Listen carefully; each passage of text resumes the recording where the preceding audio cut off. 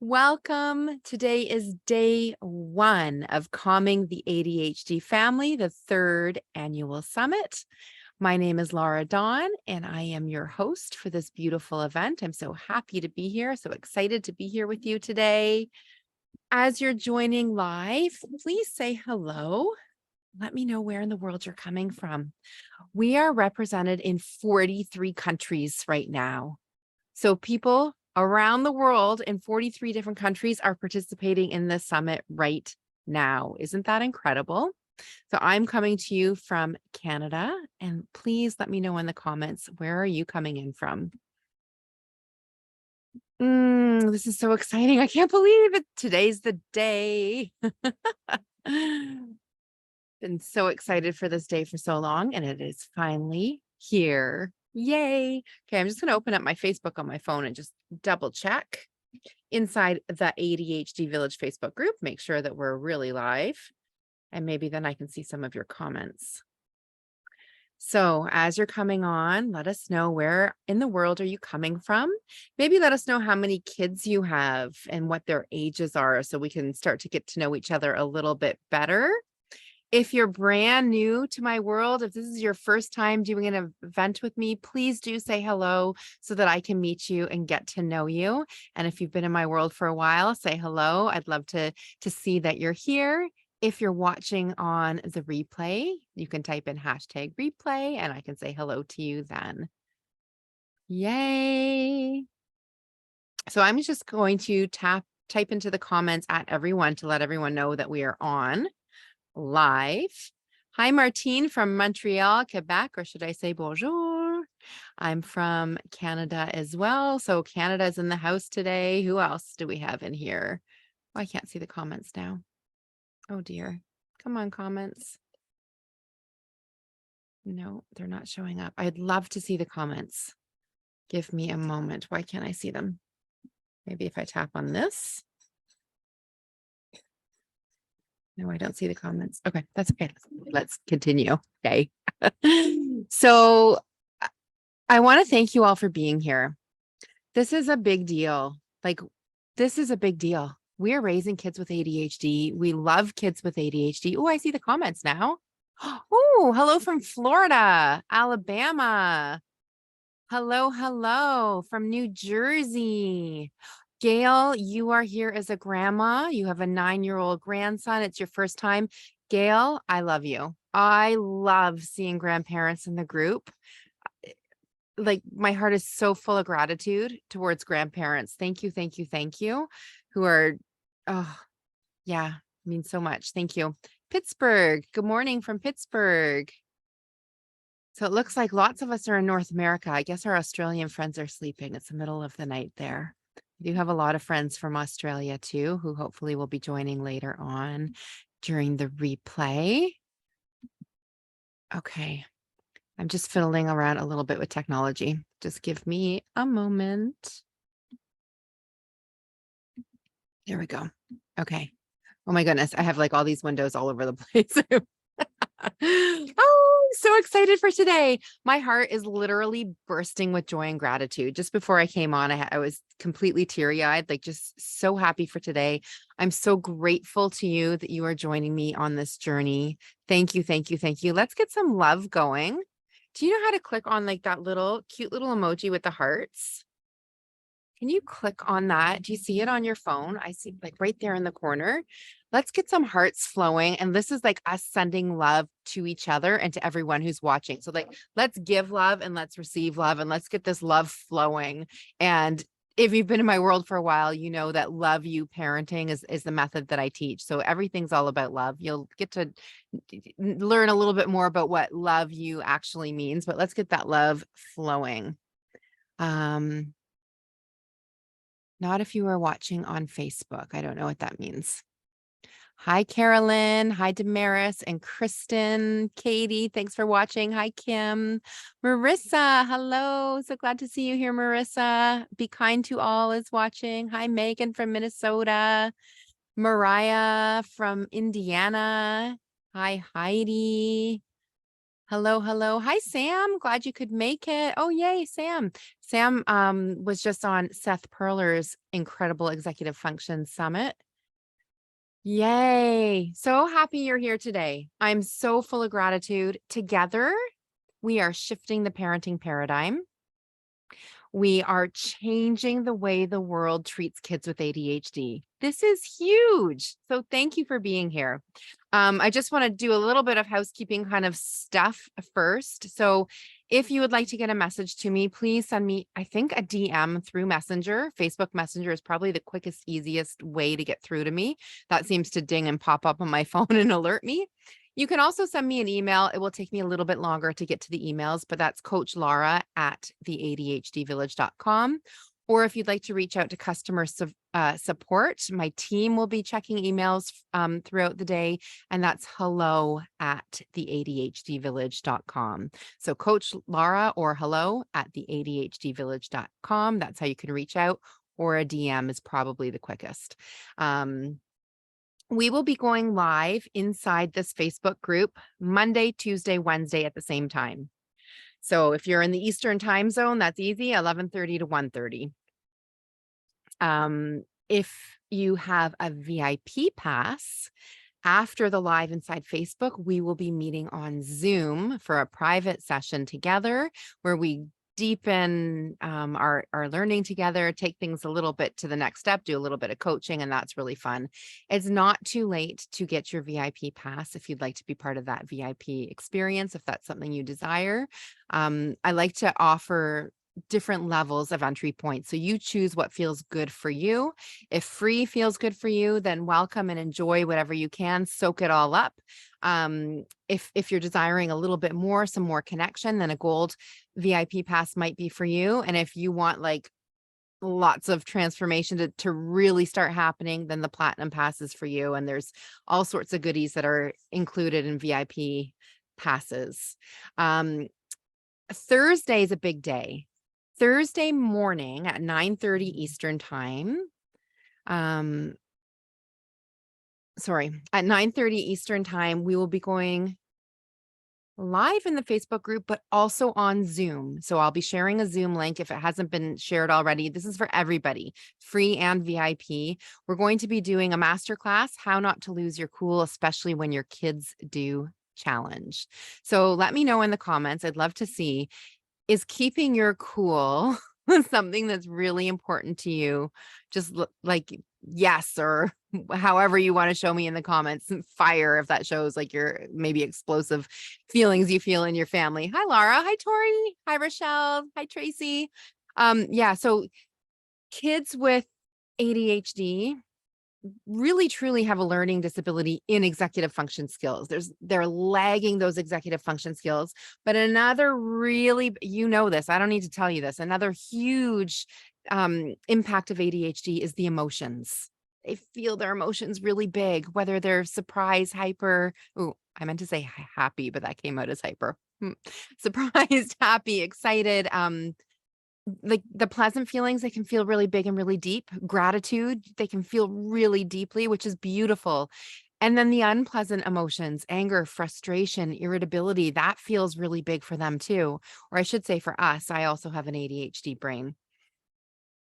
And as the leaders of the family, it can be challenging to navigate all those feelings and your own feelings as well.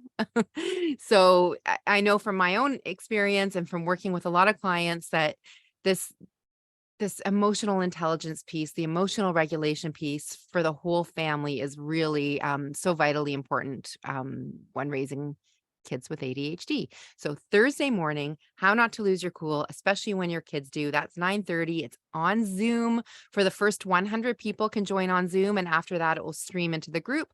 And if you miss it, not to worry. All of the lives during this event, I'm leaving in the ADHD Village, so you can watch at any time. I'm also going to post them to my YouTube channel.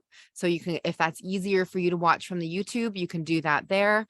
My YouTube channel, I believe it's just the ADHD Village. Let me know in the comments if you already follow, if you subscribe to me on YouTube. That's the language, right? Subscribe. I have 500 subscribers. I'm trying to get to 1,000. See if that can happen soon. Hi, Kristen. I needed a coach so badly when my kids were younger. I wish I'd known back then. Yes, I know. Like, I wish if I could go back and tell my younger version of myself, that young mother with those young kids that was really struggling, I wish I could. And also, I'm grateful for the experiences and the struggles that I went through, because that shaped who we are as a family now. It's made us stronger, even though there was some really uncomfortable, would be an understatement, but you know what I mean? And we've learned from it. And also, it is never too late. Our brains are neuroplastic. Our brains are always changing and growing, and you can rewire your brain. So the work you're doing now for yourself and for your children, it still has meaningful impact. Yes. Yes. You wonder, Kristen says, if you could go back. Well, actually, that's an interesting topic. So this is something I'd like for you to think about. It's something I do often ask in my coaching group. So let's do it now, since Kristen brought it up. If you could go back to that younger version of yourself when you were a newer parent, or if you're a teacher watching, or an educator, if you were newer in your career, 4 words. So you have to be really precise and make this really meaningful. What 4 words would you tell yourself? And I'm going to give you just a couple moments to think about that. Yay, Tracy, you just subscribed. I have 507 subscribers now. Thank you.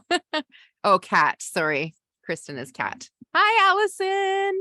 So glad you're here. Allison, I know you have something fabulous planned for your community this afternoon, a back to school special. That sounds fantastic. Okay, we've got 4 words coming in from Mariah. It will be okay. And I can't tell you how impactful that is.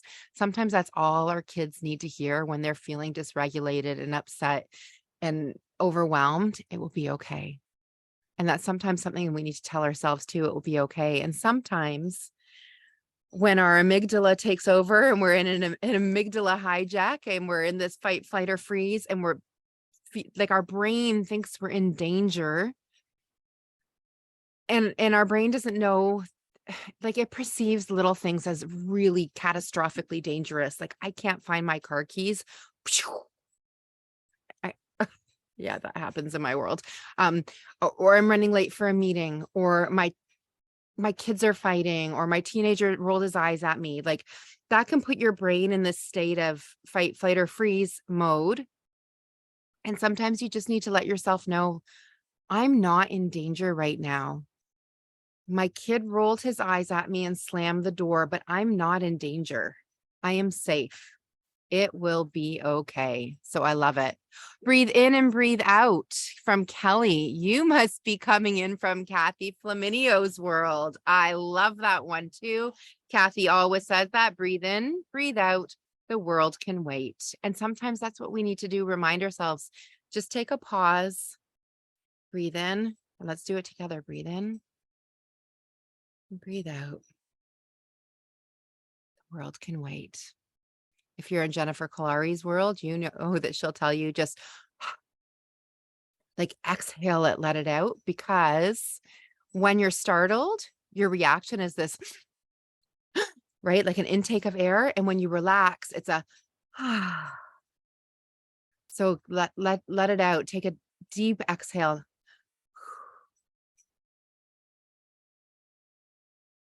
Gail, I care about you. That is beautiful and so vitally important.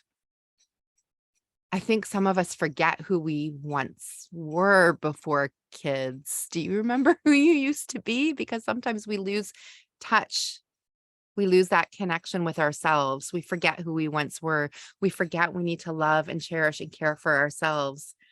And when we do that, we're also modeling for our kids how important that self-care is. Love it. Kat, get curious, not furious. Oh my goodness. Wouldn't that be valuable to know back when you were a young mother, and all the things that are happening seem to be pushing buttons and triggering you? And if you could take that step back, breathe in, breathe out, and think, why is this happening? What's beneath the iceberg? How is this happening for me? Like, get curious rather than allowing those emotions to let you react and take over.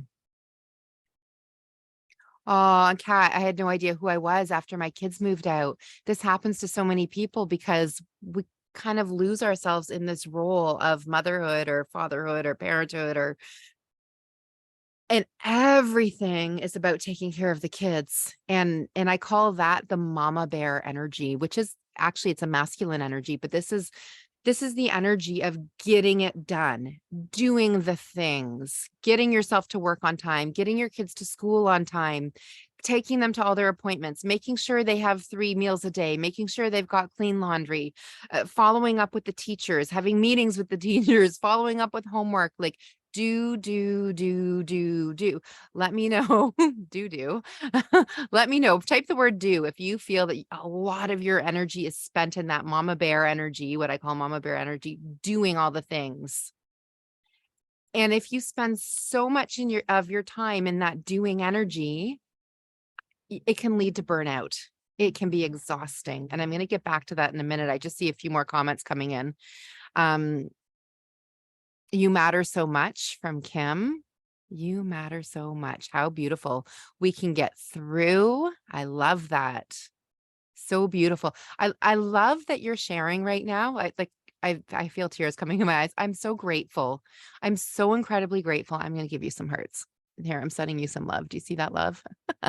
I'm so incredibly grateful that you're sharing these comments, because I really feel when people see these comments, it's so inspirational. It's so helpful. And sometimes as people are just scrolling through, they may not watch all the lives or read all the things, but they might see some of your comments. And the words that you're sharing here mean something to them. So you have no idea the lives that you're impacting by sharing your beautiful thoughts right now. So thank you. Carolyn said, live in the present. Yes. How often are we fretting about something that happened or worrying about something that hasn't happened yet and may never even happen? So much of our energy is spent like in those places. But if you can connect to the present moment and really be present, like what a gift that is. Cat, notice every good thing. Yeah, I call those glimmers now. Teeny tiny little like moments. I'm like, that's a glimmer. That's a glimmer. I saw a mink on my walk this morning. I was like, ooh, there's a glimmer. I got to have a cappuccino this morning. There's a glimmer. I started talking about, I told you kind of at the beginning that I wanted to go through some housekeeping, and then I got sidetracked. But I was so excited by your comments. But so I was saying, so Monday, Tuesday, Wednesday at the same time, we're live inside this Facebook group. You'll start off with me, and then I'm bringing in some experts so you can ask them your questions. This is meant to be an interactive time for you to ask questions and get your answers. Thursday morning is the I'm just getting a message from Delia having a little panic. She can't find the link. So let me find a way to send that to her. So Thursday morning. Okay, so this is me majorly multitasking. I can do it. I can do it. Here we go. Thursday morning, we have the how not to lose your cool, especially when your kids do challenge. And then, okay, whoa, all these windows. Okay, I sent the link to Delia. And then in the afternoon, VIPs, we are getting together for a brand new boot camp. It's called Heart Brain Boot Camp, and it's about putting into synchronicity your heart set and your mindset. And it is a beautiful, beautiful time that we're going to be spending together. So VIPs, I'll meet you on Zoom for that. Friday was meant to be a day off, but I got really excited about something that I'm planning for back to school. So stay tuned. There will be some details for Friday. Saturday and Sunday are the replay periods. So Saturday starting like 12:01 a.m. Like as soon as it turns into Saturday Eastern time, you'll have 48 hours to watch the replay. And then so that means if you don't have time to watch the sessions as they're live for 24 hours, Monday, Tuesday, Wednesday, you can watch on the weekend. And then where do we go from here after our 1 week of all this intense fun stuff in the summit? Stay connected with me inside the ADHD Village Facebook group, please. This is a beautiful community. I'm so proud of this community. Hi, Janice. Hi, Anne. And then if you're looking for a little more support, there's the Love You Parenting membership, which is a beautiful space. And there's coaching in there. There's live sessions in there. There's support from various experts. This is if you're wanting to dip your toes into having some coaching, that's the place to be. Again, if you have a VIP all access pass, that comes with 1 month free support inside Love You Parenting. So I encourage you to take advantage of that, sign up for that, and get into the group as soon as you can so you can start getting the benefits of that. If you don't have a VIP pass and that's something you're not interested in at this time, but you're thinking about the Love You Parenting, it's $33 a month. So that might be a nice way for you to start getting some support.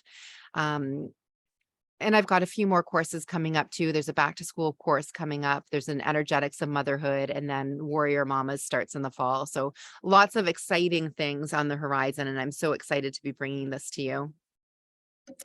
So we were talking about this mama bear energy, and I just wanted to share this little story with you because I think there's some value in sharing. This morning, well, I could tell you the story about before I drove my son to camp. It was 15 minutes before we left, and he said, "Oh, I was supposed to write a paragraph on why I want to be a leader, and I'm supposed to print it out and take." Anyway, that's another story, but that's so ADHD, and I just had to laugh at it. Anyways, we helped him write his paragraph, and he got it done. But I had a to-do list of things I wanted to do before coming on live. I wanted to check and respond to my emails. There's some preparation for some things in the membership site I wanted to do, some things for VIP that needs just a list of things to do, the mama bear energy, do. And then I thought, I don't want to go into the live where I'm your coach, your leader, from this energy of I've just done. I don't want to go in with that energy. I want to come in with a different energy. And this is the mother energy, or the goddess, or the feminine energy. So the getting everything done, that mama bear energy, that's more of a masculine energy. It's mothering, but mother feminine energy, I like to call it the goddess. I think that's really fun and beautiful and playful. So how do you get into that goddess energy? This is by filling your cup, doing things for you that fill you up, make you happy, bring you joy, push you into that mood of like celebration and gratitude. And then you have this overflow of gorgeous energy to share with others. So that's what I did. I made a donation. I made a donation to a charity this morning, and seeing the smile on the lady's face, like I felt so proud and honored that I could do that. And that was from the ADHD Village. Whenever I host big events like this, I always make contributions to various charities, and the charities change depending on, I have my speakers choose charities that they love, and that's where I donate to. So I did that this morning. I bought myself a cappuccino. I went and bought flowers. So these ones behind me, I spent a little bit of time in my garden picking a few little flowers. So the yellow roses from my garden, and these purple rose of Sharon's. So by the time it was time for me to come on live with you, I just felt so happy and grateful, and just like, I feel like there's so much love, and that's the energy I want to bring to you. And if what I'm talking about energy is interesting to you, you're going to love the next talk that we're going to be having with Dahlia, who will be joining us in a few minutes. You also will love the course I'm offering very soon, the Energetics of Motherhood, where we talk about balancing all the energies. Another energy type I want to talk about is what I call the captain. This is the leader energy. So if you are a mom or a dad and you're the leader of your family, that leadership energy is what brought you here today. Like, you saw this as a valuable resource, some tools for your family. Participating in this, you can take what you're learning and not just, so Watching these sessions and taking notes, that's great. That's like mama bear. But the leader, the captain energy, you're watching, you're taking notes, you're thinking about how you can apply what you're learning to your family. Maybe you're reaching out to some of the speakers, reaching out to me, making connections. Maybe you're reaching out to other people in this community and you're finding, for example, an accountability partner. So somebody in the group that you can tag and encourage. That's that captain energy. So that's a really a beautiful energy. And I want to thank all of you for being here today. Hi, Tanya. Thanks for joining. Hi, Jennifer and Kelly. So thank you so much for being here. Thank you for stepping into that leader, into that captain energy. And in one of my videos, and I'm not sure, but it's one of the ones of the summit, I talk about that captain energy. So I'll just give you a really quick example because I think it's kind of fun. And for me, everything is about boats and water. And like I am such a water person. So I want you to imagine that you are on a ship and there's a storm rolling in. And the captain says, well, I wonder what you think. What would you like? Would you like me to like head on into that storm and like see if I can cut the waves head on and just kind of see what happens? Or do you prefer that I turn the ship around and go the other way? So that kind of wishy-washy, like you would probably be like, oh, he doesn't know what he's doing. This captain doesn't know what he's doing. My life is in danger. Or if the captain came on and said, oh, there's a storm coming. What are we going to do? Quick, grab your life jackets. Oh my goodness, I've never driven through a storm before. I'm feeling totally overwhelmed. I'm not quite sure what to do. Again, you would feel like, oh my God, we are in danger. I'm going to drown, right? So this is what our kids are with. What they're looking at us. We're the leaders. We're the captain of the ship. And if we're kind of like wishy-washy and unsure and not confident, they're like, oh, that doesn't feel safe. And if we get panicked and overwhelmed, that also doesn't feel safe.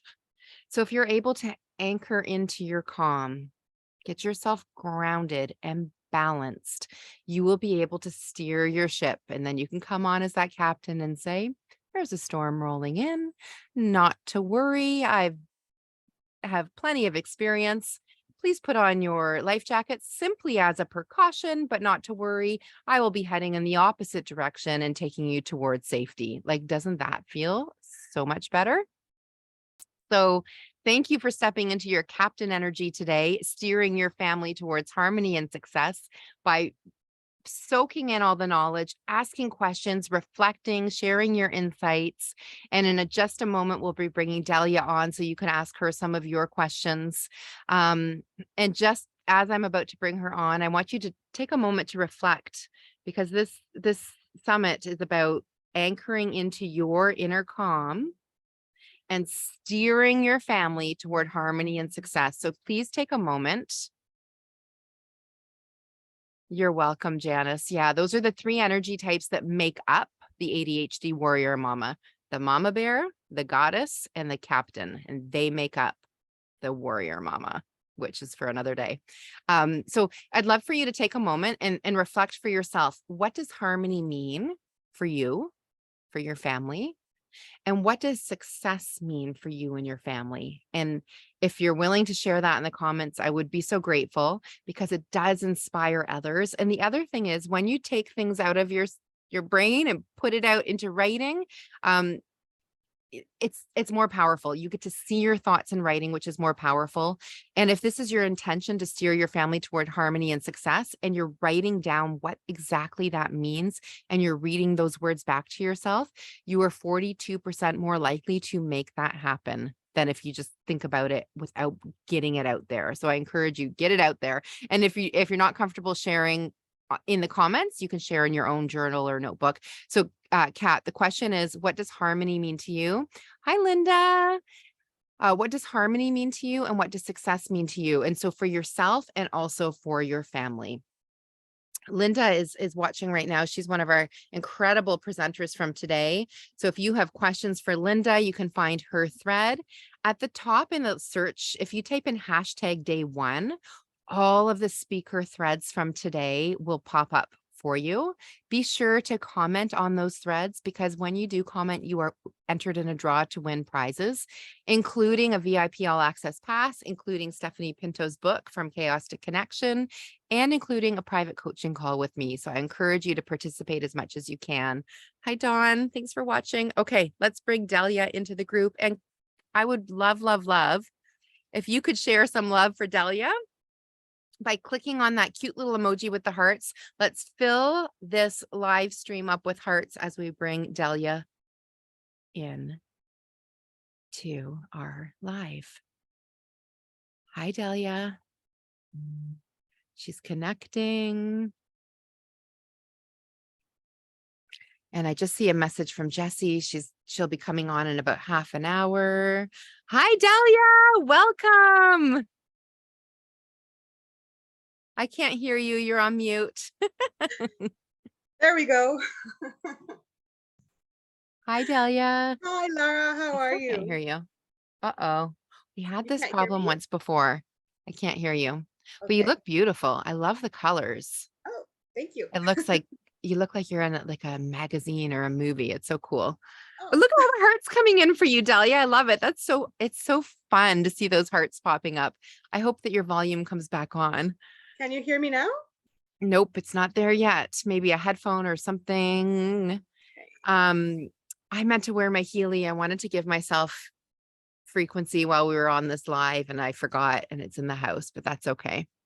I'm Still can't hear you. I'm gonna go out And back in. Yes. So good when you can read sign language, right? Okay, so while we're waiting for Delia to come back in, please share your comments in the group. Let us know, what does harmony mean to you? And what does, oh no, where are those comments? What does harmony mean to you?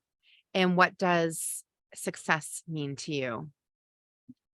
And I need to share this link with Jessie. So just give me a second. And while I'm doing, so you can be typing your thoughts in, or give yourself a moment to take some deep breaths or a quick little stretch.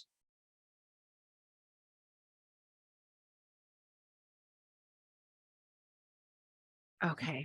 And I hope Delia is coming back in. Let's see. Come on in, Delia. Let's give her some hearts. Let's give Delia some hearts as we bring her back in and hope that her volume works this time. Come on, microphone.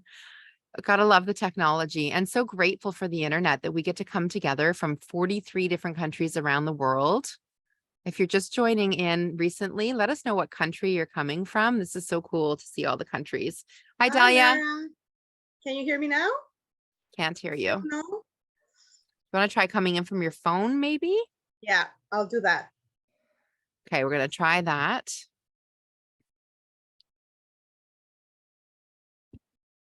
And I'm trying to find, where are the comments? Oh, it's this window here. I'd love to see your comments as they're coming in. Here we go.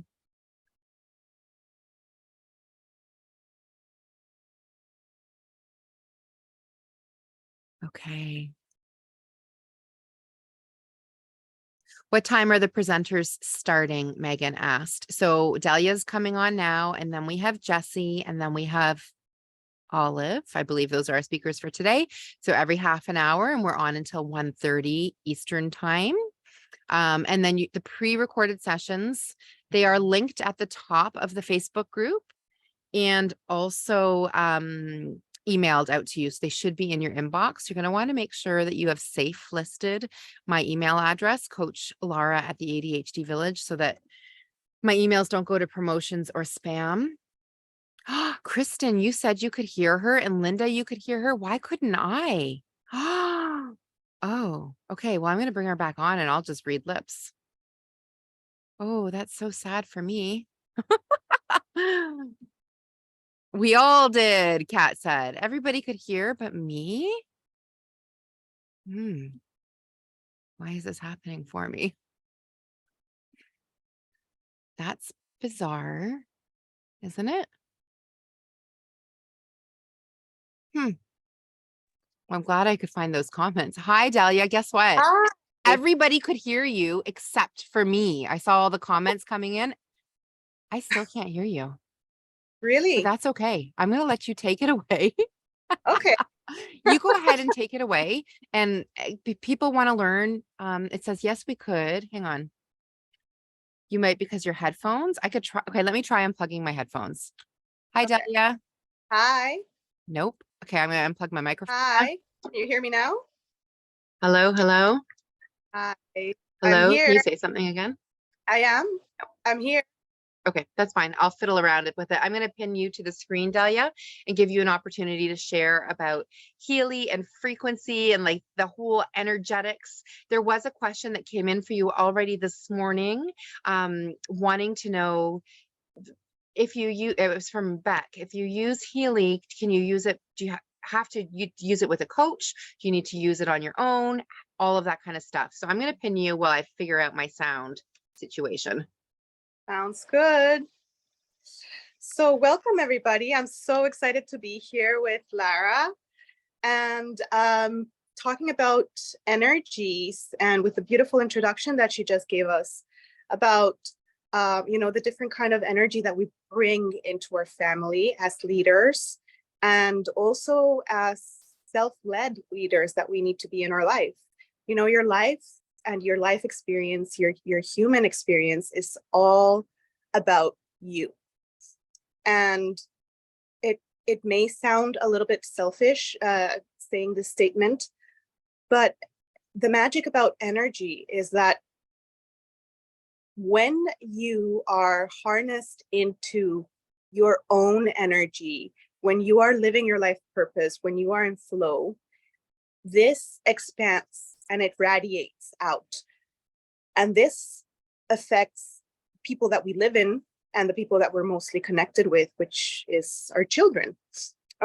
Children have a very open sense of energy, that kind of sixth feeling. When you walk into a room, you can feel the energy. If you're going into a party, it feels different as if you're going into a corporate meeting, right? Or I don't know, even in a hospital, which is the same setting, it's different when you're going to congratulate someone for the birth of their child, whereas it's maybe a difficult operation or a different situation. These energies are all registered through frequency, and frequency is basically just the amount of pulsations or vibrations in a certain time span. Now, there have been people that have been studying energies and energetics for a very long time. Nikola Tesla was one genius who not just studied, but understood and was able to kind of harness this kind of information into technology that was serving people in unimaginable ways. So once we have kind of like a library of these energies, we are able to find what kind of frequency we want to align with. And it's beautiful to work with this kind of with this kind of knowledge, because you are able to tune into what you want, and you're able to be the cause of your effects, right? So you're going to be causing the calm in your family. You're going to be creating the fun in your day-to-day life. You're going to be the source of peace for when your children are feeling, all the feelings we have that are normal feelings to have when we're growing up, whether it be, extreme excitement or any kind of sadness, any kind of anxiety. All these feelings really are different energies and different vibrations. And as we know from Lara's teachings, when we are in a intense feeling, and this can be extreme excitement as well, our certain areas of our brain shut down, and our sense of, impulse control and problem solving, all our logic is gone, because all of our energy and all of our focus goes into that sensation, into that vibe. So as parents, we get to be the anchor that is able to vibrate at a calm vibration so that our children can match our vibration, and they are able to soothe. Once their emotional self is soothed and a little bit more balanced, then they can think, then, we can move on. And this kind of work can be a little bit daunting, because we parents are human as well. And just as they feed from our energy, we feed from theirs. And when we're feeding from theirs and we're not able to kind of hold that space for them, it can get very chaotic, because we're heartbroken, or because we are, it's late at night and it's time for everybody's bedtime, or whatever the situation may be, and we are out of coherence ourselves. We're not in our best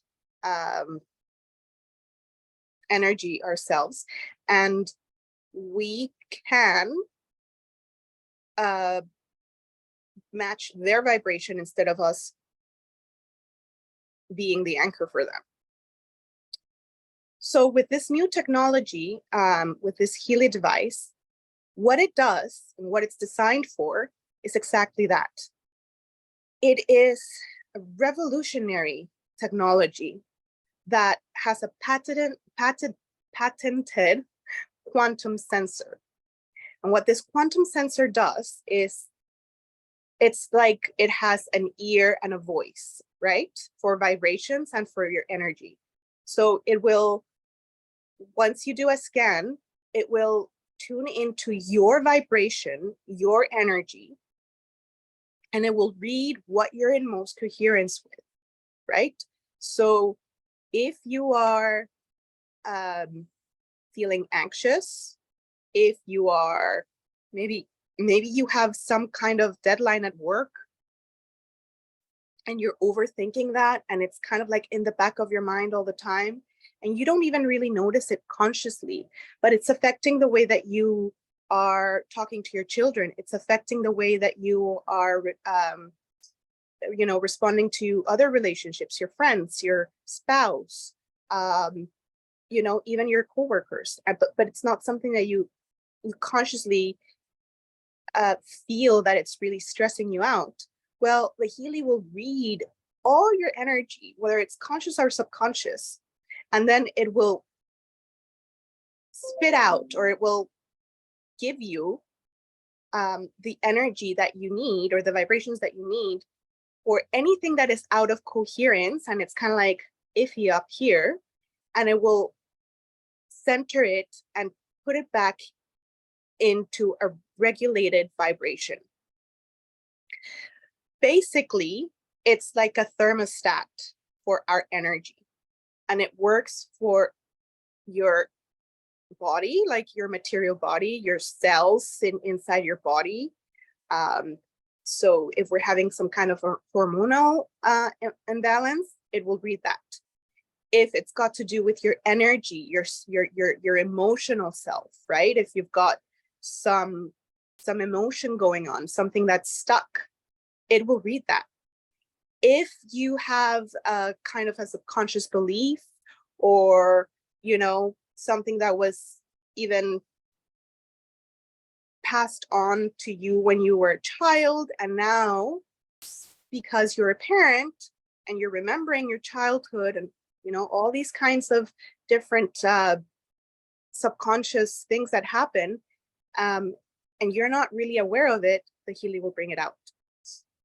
Now, this technology is not something that is just for practitioners or for people that have a Healy.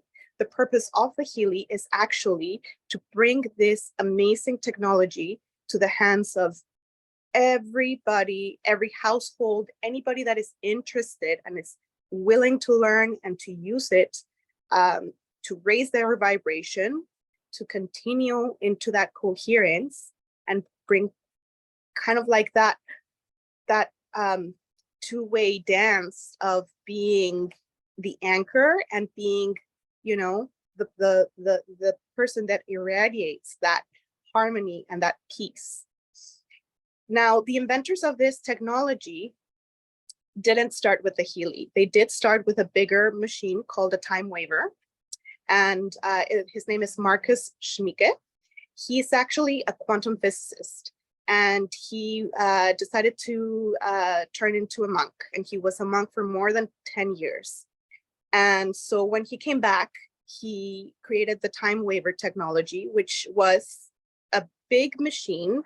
It still exists. And you did have to go into an office with a practitioner that had to be trained. And the process was very long and it was very specific and people had to make their way in. So he wasn't satisfied with this because he really wanted people to be able to have access to this technology in their home. Anybody can do it, make it very easy to use, make it very user-friendly. And then that's when the Healy was born. And so to answer the question before, no, you don't need to work with a coach. There are a lot of coaches like Lara and myself that are using this in their coaching practice. We do have a special program that's actually called the coaching program, where we can set an intention and we can work on your goals. We can see, unmask any kind of, like I said, subconscious beliefs. You know, we can dive as deep as you want, or we can go as general as you need. And the vibrations can be sent remotely. So you do not need to be in person or hooked onto a wire or anything like that. And that is due to the quantum sensor. Like I explained, it's because everything is energy. And in the quantum field, there is no space and time. It's just vibration. So when we are vibrating towards a specific goal, you will receive the vibrations and be able to come into coherence. So the Healy is for everybody. It is a wonderful journey to learn how to use it and to be able to share it with your friends, your family, with your children. You know, I use it with my children, and it's helped heaps in our family with issues of anxiety. And one of my girls just gets so super hyper, like very, very, very excited all the time. And she's able to kind of like recognize, oh, I'm getting very excited now, you know? And it's not just because of the Healy. Of course, there are other things that we work on, and she's working on her awareness, and, you know, we use oils and all this kind of stuff. But the Healy has been an extra layer in our toolbox that have absolutely kind of given her that booster to get to know herself better. And isn't here for, right? We're here to get to know ourselves better, and we each have our own experience. And if we're able to support our children to get them to know themselves, you know, at a young age, and kind of get to feel their feelings and how to manage them, well, that's what the gift of parenting is. And it gets really easy when you have the right supports, like resources, books, coaches, Healy, you know, friends. It's all part of a support network, and they're tools that we can use. But that doesn't mean we get to just use the tools and then magic happens. We still need to do the work and be the parent and be the leader that our children need us to be. And if you're ready to make magic happen for your family, I encourage you to reach out to Delia. Delia, I'm sorry, I'm going to have to cut this short. Jessica's been waiting in our waiting room for quite a while, and she just messaged me. She's on a tighter schedule. I kind of messed up the schedule. I'm so sorry. I spent too much time in goddess energy, and maybe should have spent a little bit more time in my mama bear doing energy this morning. But I encourage you to reach out to Delia. So you can find her thread in the Facebook group. You can reach out to her there or send her a direct message. Is that okay, Delia? Absolutely. And ask all of your energy type questions. conscious parenting questions, Healy questions. Delia is a fabulous resource, and I'm truly honored to be bringing her on board in the ADHD village. So Delia, thank you. Thank you. Thank you, Lara. Thank you very much, everybody. And this was Let's give Delia some hearts and some love. And also let's welcome Jessica from Ace Cookie Tutoring. So if you have questions for Jessica, it is back to school time now. So this is a great time to be connecting with Jessica and asking your back to school questions. Maybe you have a little one who's new to the homework world, or maybe you have a teenager who just absolutely resists studying and homework. And Jessica's here today to answer your question. So go ahead. If you have a question, homework, studying related, go ahead and pop those. And I'm sorry to shift gears so quickly. That energetically doesn't feel really great, but the schedule, Jessica was on the schedule for 12 o'clock today. I don't know what I was thinking.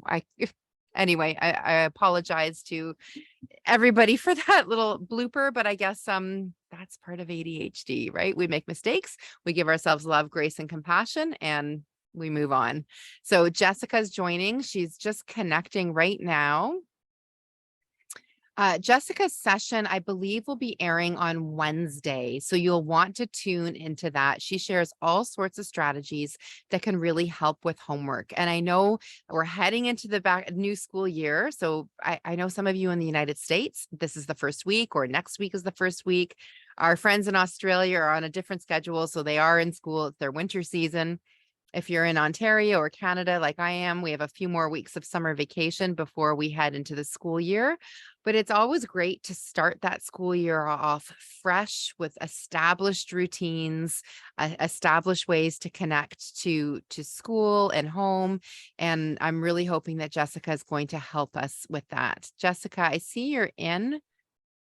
Oh, there you are. Yay. It's so good to see you. How are you, Jessica? Good. How are you? Good. And I can hear you. That's great. I apologize. My ADHD brain got scrambled this morning. I spent too much of my time enjoying the morning and not enough focusing on the to-dos. And I got the schedule messed up, and I apologize sincerely. No worries. It's one of those fun things when I have my own to-do list, and I'm like, well, I stayed up till 4 doing it. And yeah, that wasn't the smartest choice. Oh my. Well, you just had a huge event of your own where you brought in all sorts of expert speakers so that we could have the best semester ever. So maybe you could share with the audience a few little tidbits on what we can do moving into the new school year so we can set our kids up for success. And then I'd love to have an opportunity for them to ask you some questions. Definitely. So a lot of the speakers and I agreed that goals are very, very important. So no matter if we're talking to parents of middle schoolers, high schoolers, or college kiddos, we have to have something we're working toward this year. And as the kids get older, it gets a little tougher when mom and dad have certain goals and the kids have certain goals. And so knowing that it's okay for there to be goals for both, but ultimately the teens are going to do what the teens are going to do. So that's one of the big ones, Laura. Okay, thank you. And that's great advice, like to have a vision of where we're going. Because it's like, imagine like hopping in your car and you're going on vacation, but you don't have a map. You haven't put anything in the GPS. You have no idea where you're going. You can drive around and around. Eventually you might get somewhere really cool, but you need to have that plan in mind. Carla just typed in, I have 2 boys, both ADHD, 9 and 11. We're struggling getting them to practice printing. Teachers have started using voice to text, but I feel they still need to print. So what are your thoughts on that, Jessica? No, I'm 100% behind that. The question I get asked a lot when I teach note taking is, can I type them or should I handwrite them? And the answer is that the science says we remember more what we write than what we type, because we have no idea if I'm typing an A key, a P key, we have no idea, but yet after a certain age, our brains have that basically muscle memory built in that we don't even have to look to see what we're writing, we know. So yeah, totally. I love voice to text for convenience, like if I'm texting or putting an email together on my phone, but yeah, for education, no. And I'd say there's definitely a time and a place. Like if you're taking some time to practice the printing skills, maybe practice like your vocabulary words or your spelling words, and you're practicing to to develop the fine motor skills and the muscle memory. Because I know a lot of kids with ADHD also have learning disabilities. They might also have fine motor delays. So if the teacher is asking you to write a paragraph or a story and you're struggling with the fine motor and all the things, that can be a lot. So that's where the voice to text comes in handy. And on top of that, as Jessica said, the research shows like you build stronger connections in your brain when you are handwriting things. So a little bit of both. They still do need to practice and develop their printing skills, absolutely. And also use the technology when it's appropriate. So it's a balance. To me, it's one of those things where we don't want to use the technology until we know that the skills are in place. If we know, yeah, like you said, they know how to write a paragraph, they know how to write, their spelling words, get all that part of it down, then yeah, technology, I'm okay with it, but until the other part's done, it's not as important. Now, what would you say for a high schooler beginning their high school year?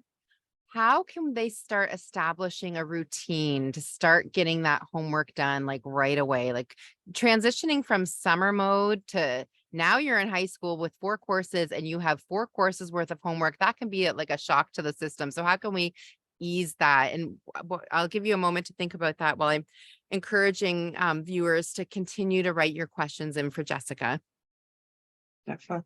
So the short answer to that to me, Laura, is that in my world, I want all middle schoolers to learn study skills. So to me, in a perfect world, they've had the chance to learn them, hopefully 7th grade, because to me, that's the perfect age to go through, my program for them to learn these skills, because that way, when they do get to high school, that very first day, they're not walking in going, wow, this is a lot more, it's a lot more fast paced, it's tougher than I was expecting it to be. And they get to just focus on the new teachers, the new layout, the new friends.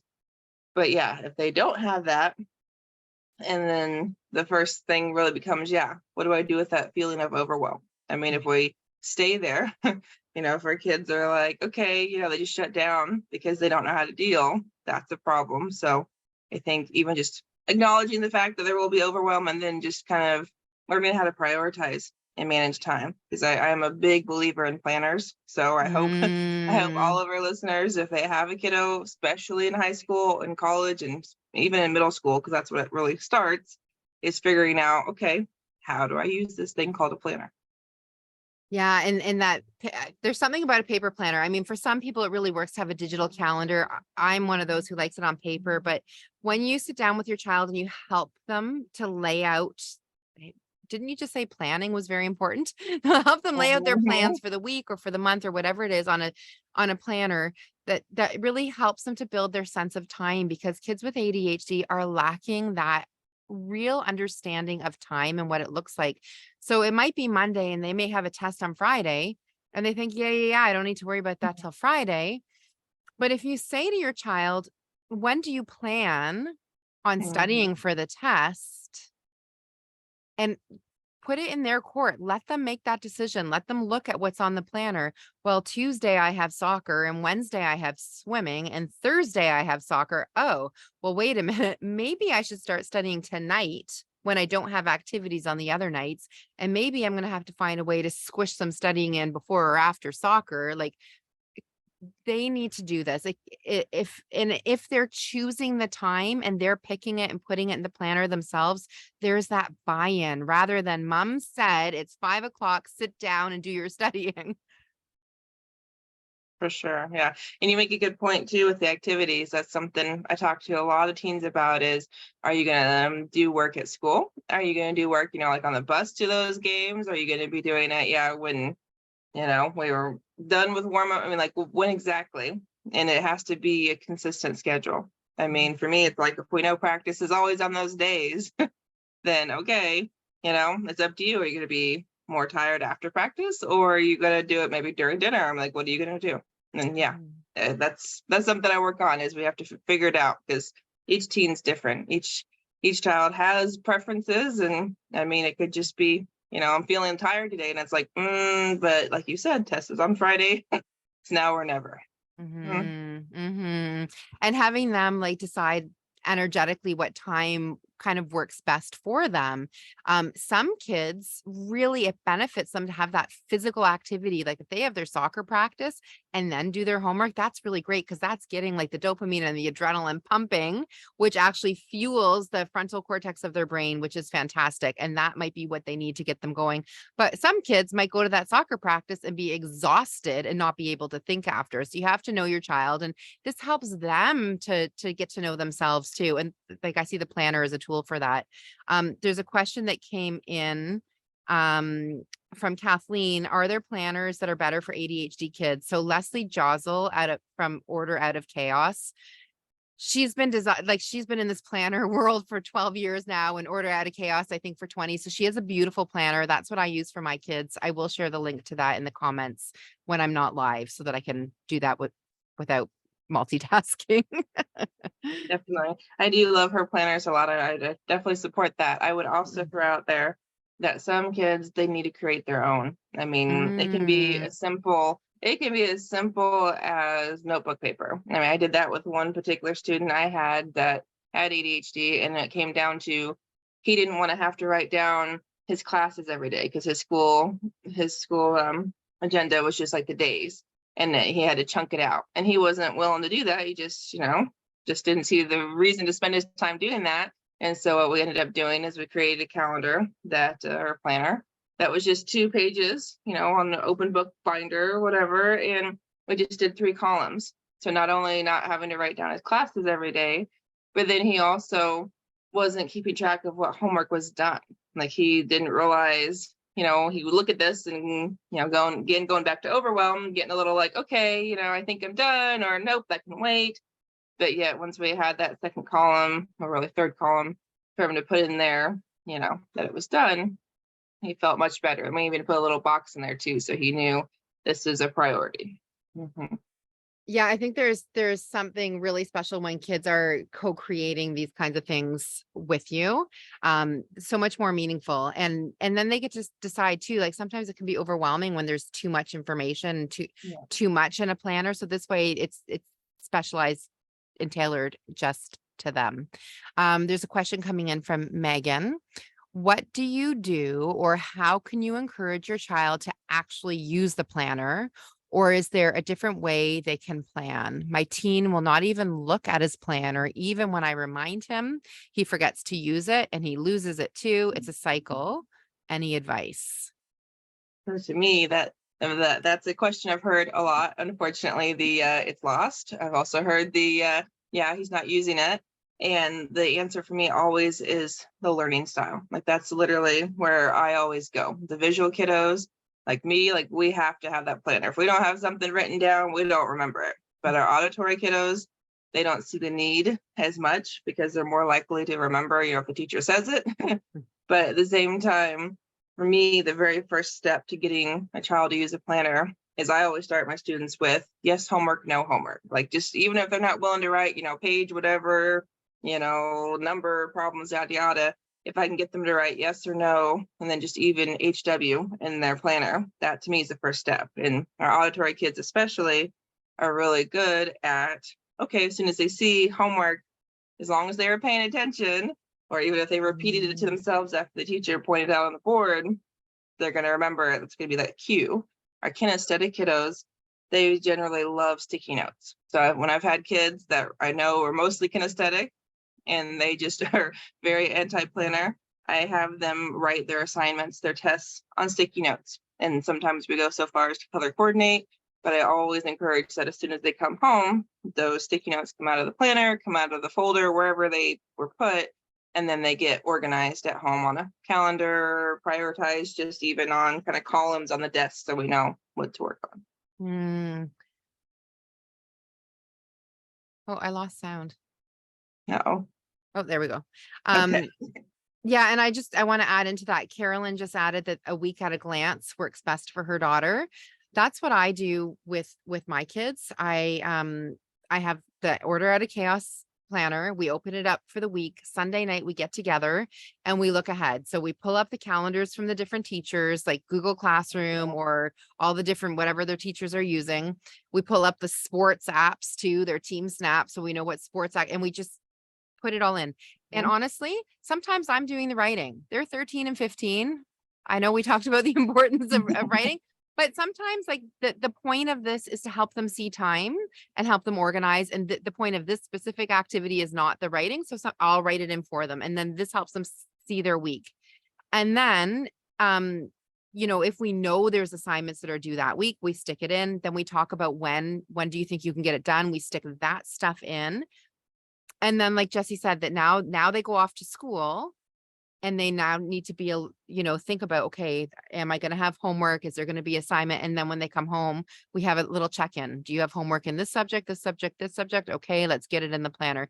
So kids with ADHD are lagging executive function skills, that seeing time, organizing, like not only seeing the time, but managing the time.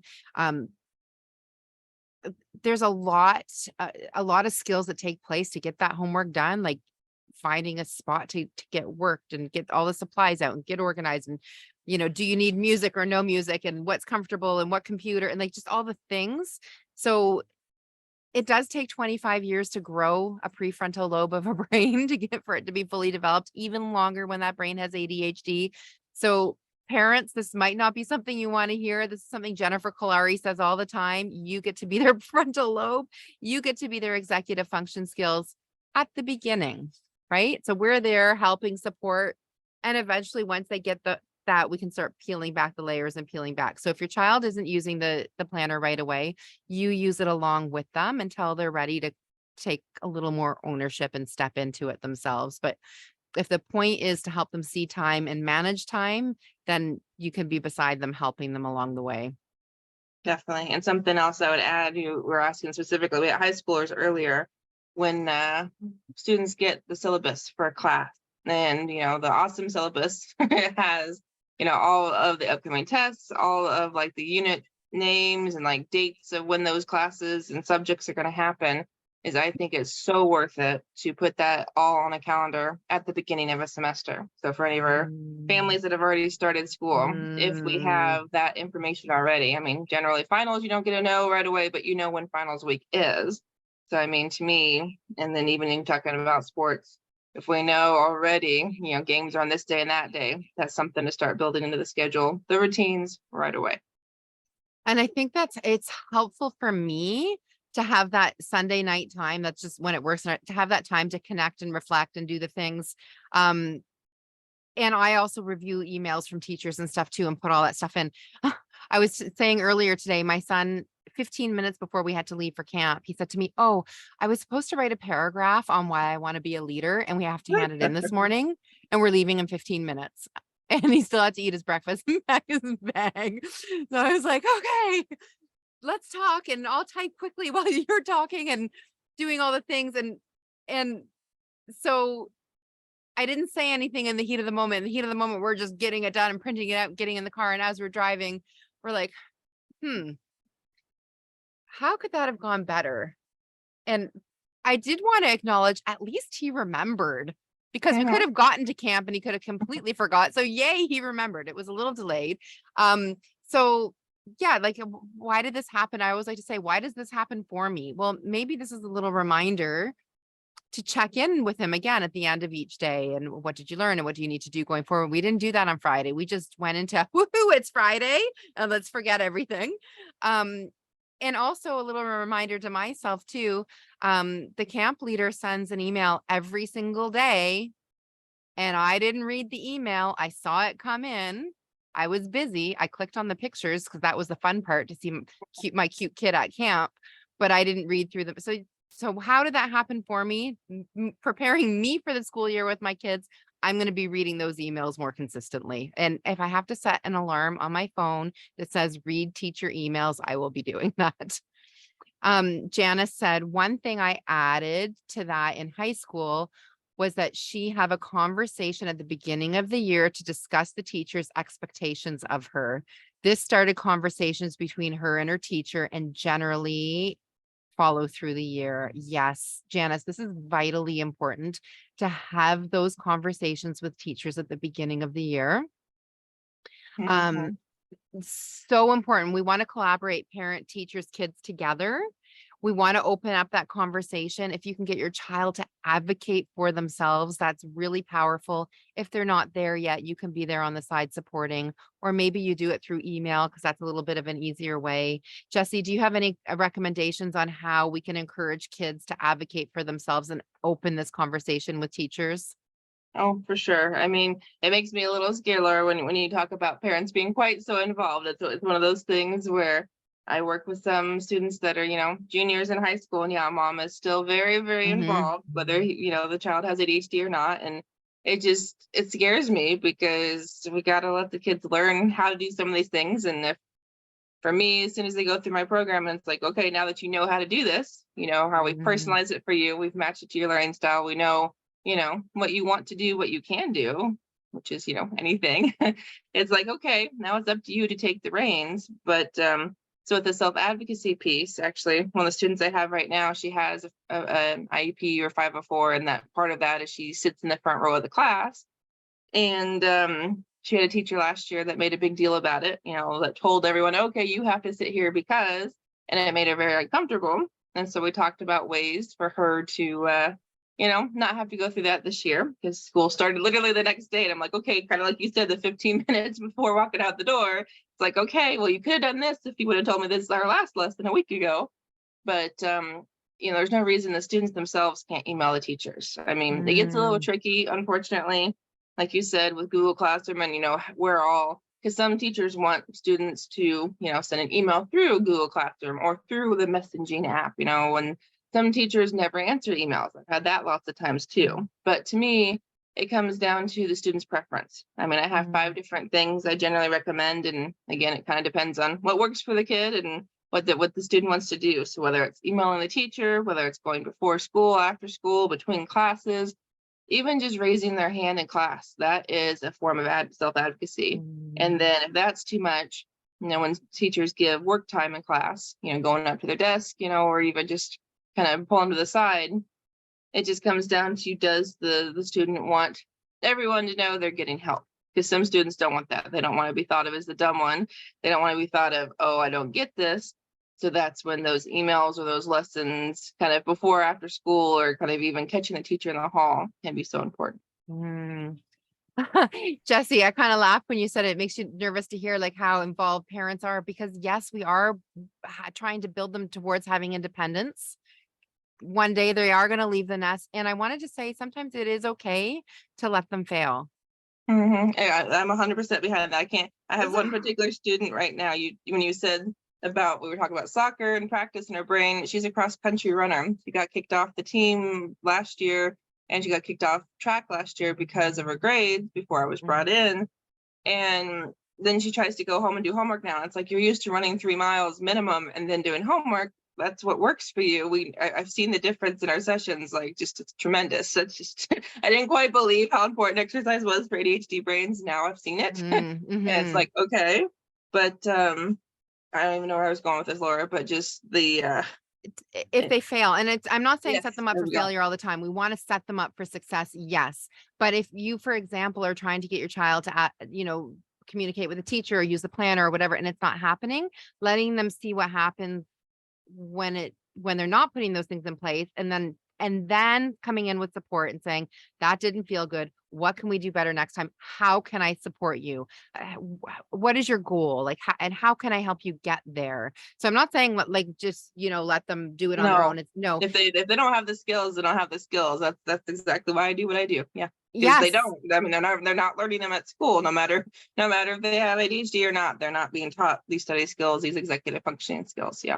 Yeah. And so just like your child trains for soccer or swimming or running, they need to train those executive function skills. And when your brain has ADHD, you need more training, more practices. Like your brain is a muscle that you're exercising. And so if you have somebody like Jesse, a tutor or a coach who can work with your child and help them learn study skills and homework skills and um, like learning skills, basically, then it doesn't necessarily matter what the academic subject is. It's the learning how to learn and the learning how to be engaged in learning how to love learning, as you always say, Jesse, like learn how Yes, to love to learn.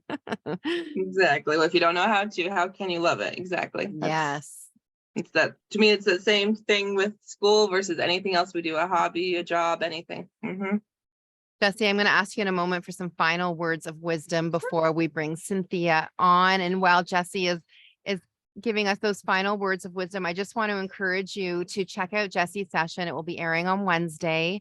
Then you can find her thread in our Facebook group and, comment on your learning, continue to ask questions there, post any questions you like in the group, and please go ahead. I see some hearts coming in. Let's give Jesse lots of love. We're so full of gratitude for your time, energy, and effort today, Jesse. And what's your final message for us? Oh, I would just make sure that all of our listeners know that their kids know that their kids are more than capable of learning anything. I mean, it makes me so sad when I hear students tell me, I'm not good at this class, or I'm never going to be able to do this. And it's like, no, that's not true. But a lot of teens, a lot of tweens, they don't believe it. So just letting our parents know, sometimes their kids just need to hear you're capable of anything. You can learn anything you want. Beautiful. Thank you so much, Jesse. Thank you for your time. Sending you so much love. We're so glad that you're part of the ADHD village. Thank you. Thank you. Oh, good one. Thank you for having me. So let's put some love in the chat for Cynthia. Cynthia is joining us today. Cynthia's session, I believe, will be airing tomorrow. Is that right, Cynthia? Yes. I Tomorrow or Wednesday? Okay. I think it's Wednesday. I don't have it memorized. Okay, we've got lots of hearts for you. Welcome, welcome, welcome, Cynthia. Let us Thank you know so a much. little bit about what people can expect from your session on, I think you're right, Wednesday. Okay, so I'm an intuitive health coach, and we had a really great conversation about how I was able to help my two boys who have ADHD. They are 14 and 16 now, but we had quite a time when they were really young. They were diagnosed around 5 and 7 years old with ADHD, both of them. And we had a lot of meetings with the school. We had a lot of student success team meetings, and we talk a little bit about that. But the main thing that I really want to say is how I was able to help them through nutrition, because I was able to change their foods and give them a 75% reduction in their symptoms and really help them focus in and basically learn how to deal with ADHD while at the same time also trying to heal it naturally. We did attempt medication for one of our sons, and we used it for about a month, and then they needed to keep increasing it, and we just weren't up for that. And I let my son make the choice, and he decided he didn't want to do that. And I was really thankful, because I didn't really want him to do that as well. And so we ended up really just using nutrition and going the totally natural route. And it was really helpful. And they were both really able to focus and get through school. And today was their first day of high school for my youngest.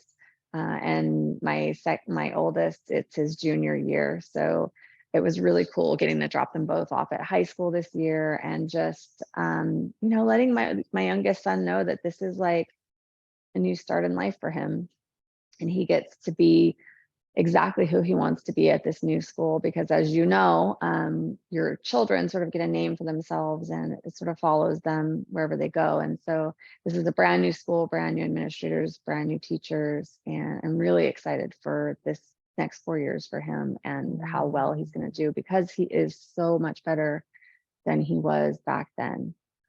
And I think it's really all about the nutrition. And we also did we did a lot of emotional intelligence and response training. So I taught them a lot of my emotional release techniques that I use, not only in my coaching business, but for myself. I taught them how to meditate and breathing techniques and all the things to go along with the nutrition, so that they could really, use their brain like they want to use it, regardless of whatever is going on up there for them. So we talk a lot about that.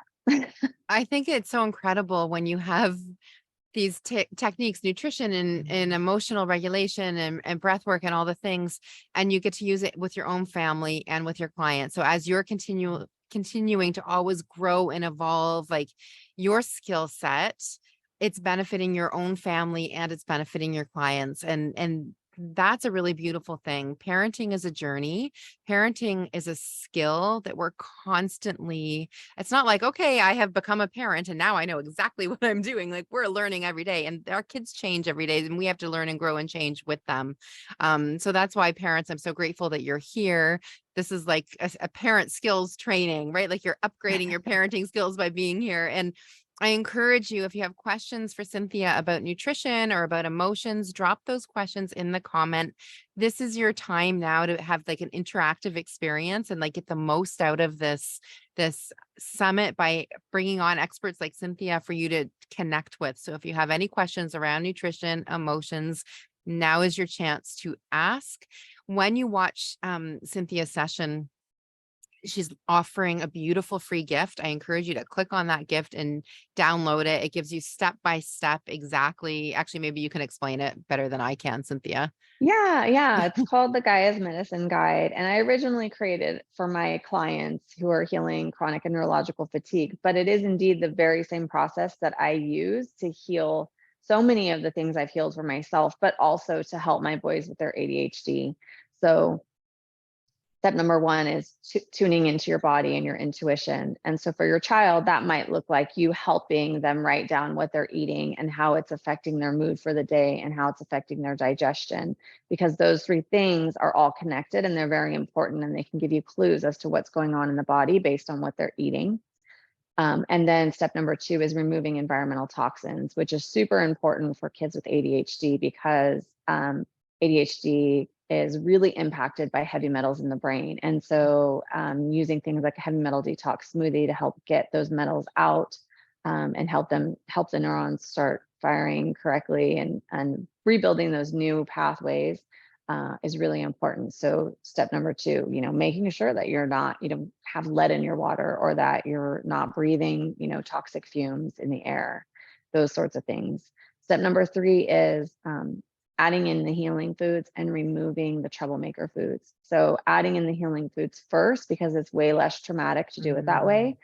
And then taking out the troublemaker foods, and troublemaker foods are things like eggs, gluten, dairy, dyes is a huge one for kids with ADHD. And there's a whole list in there, and there's there's even longer lists too, but we'll start with those.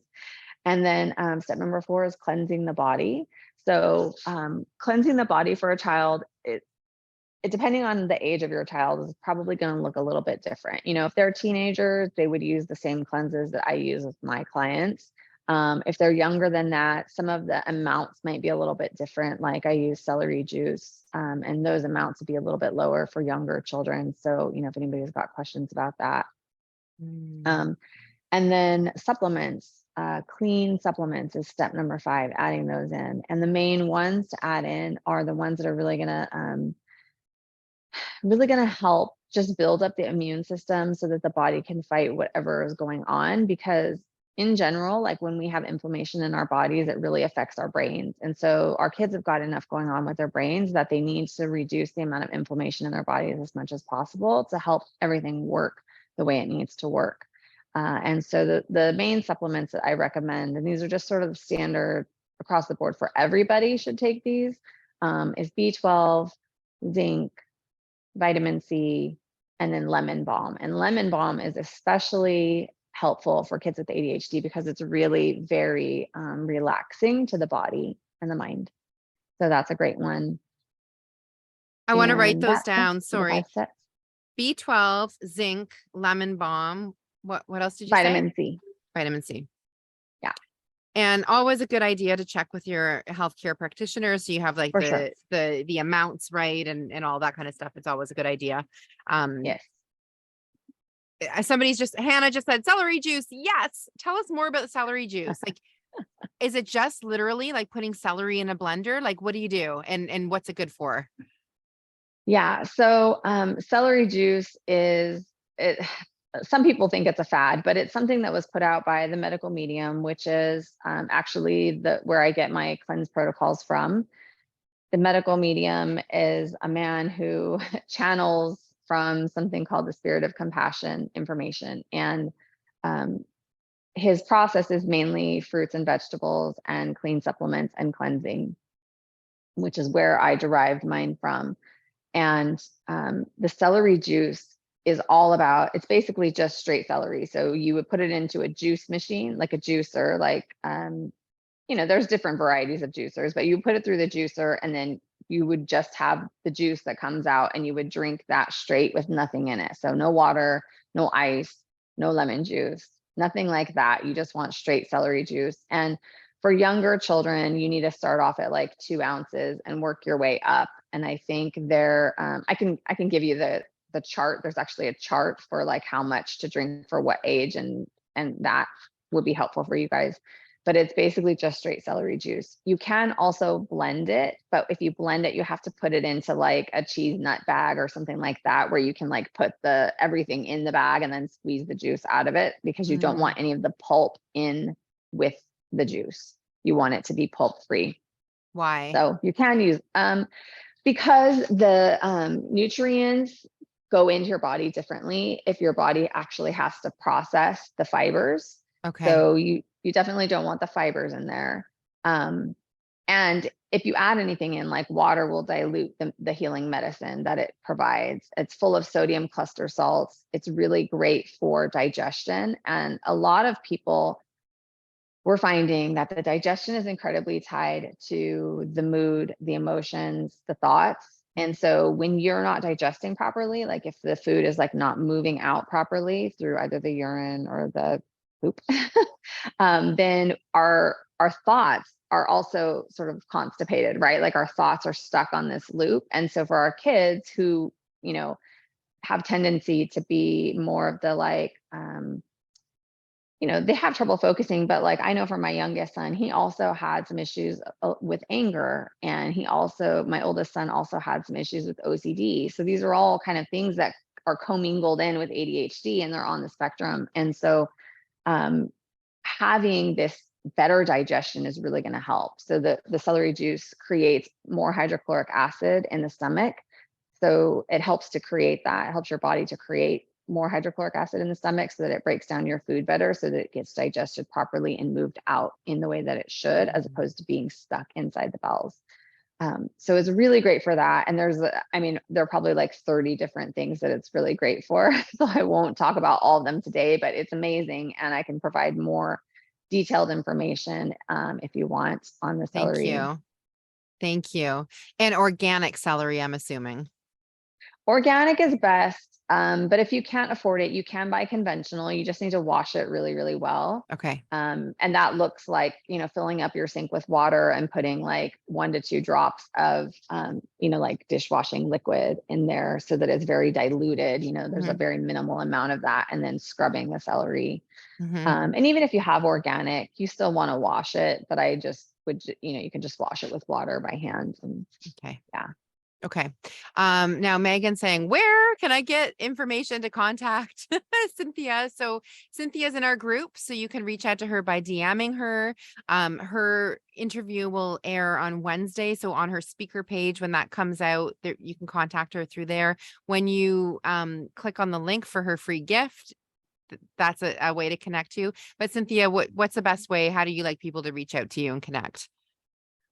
DM is easiest, honestly, and it can either be Facebook or Instagram. I'm pretty active in both locations, so either one is fine. I do have an email address, cynthia@gaiasmedicine.com, so you can email me there too as well if you want. Okay. And your name on Facebook and Instagram? On Facebook, it's just under Cynthia Soska, and on Instagram, it's under Gaia's Medicine. And how do you spell Gaia? Gaia. Thank you. And then with an S. Okay. Gaias,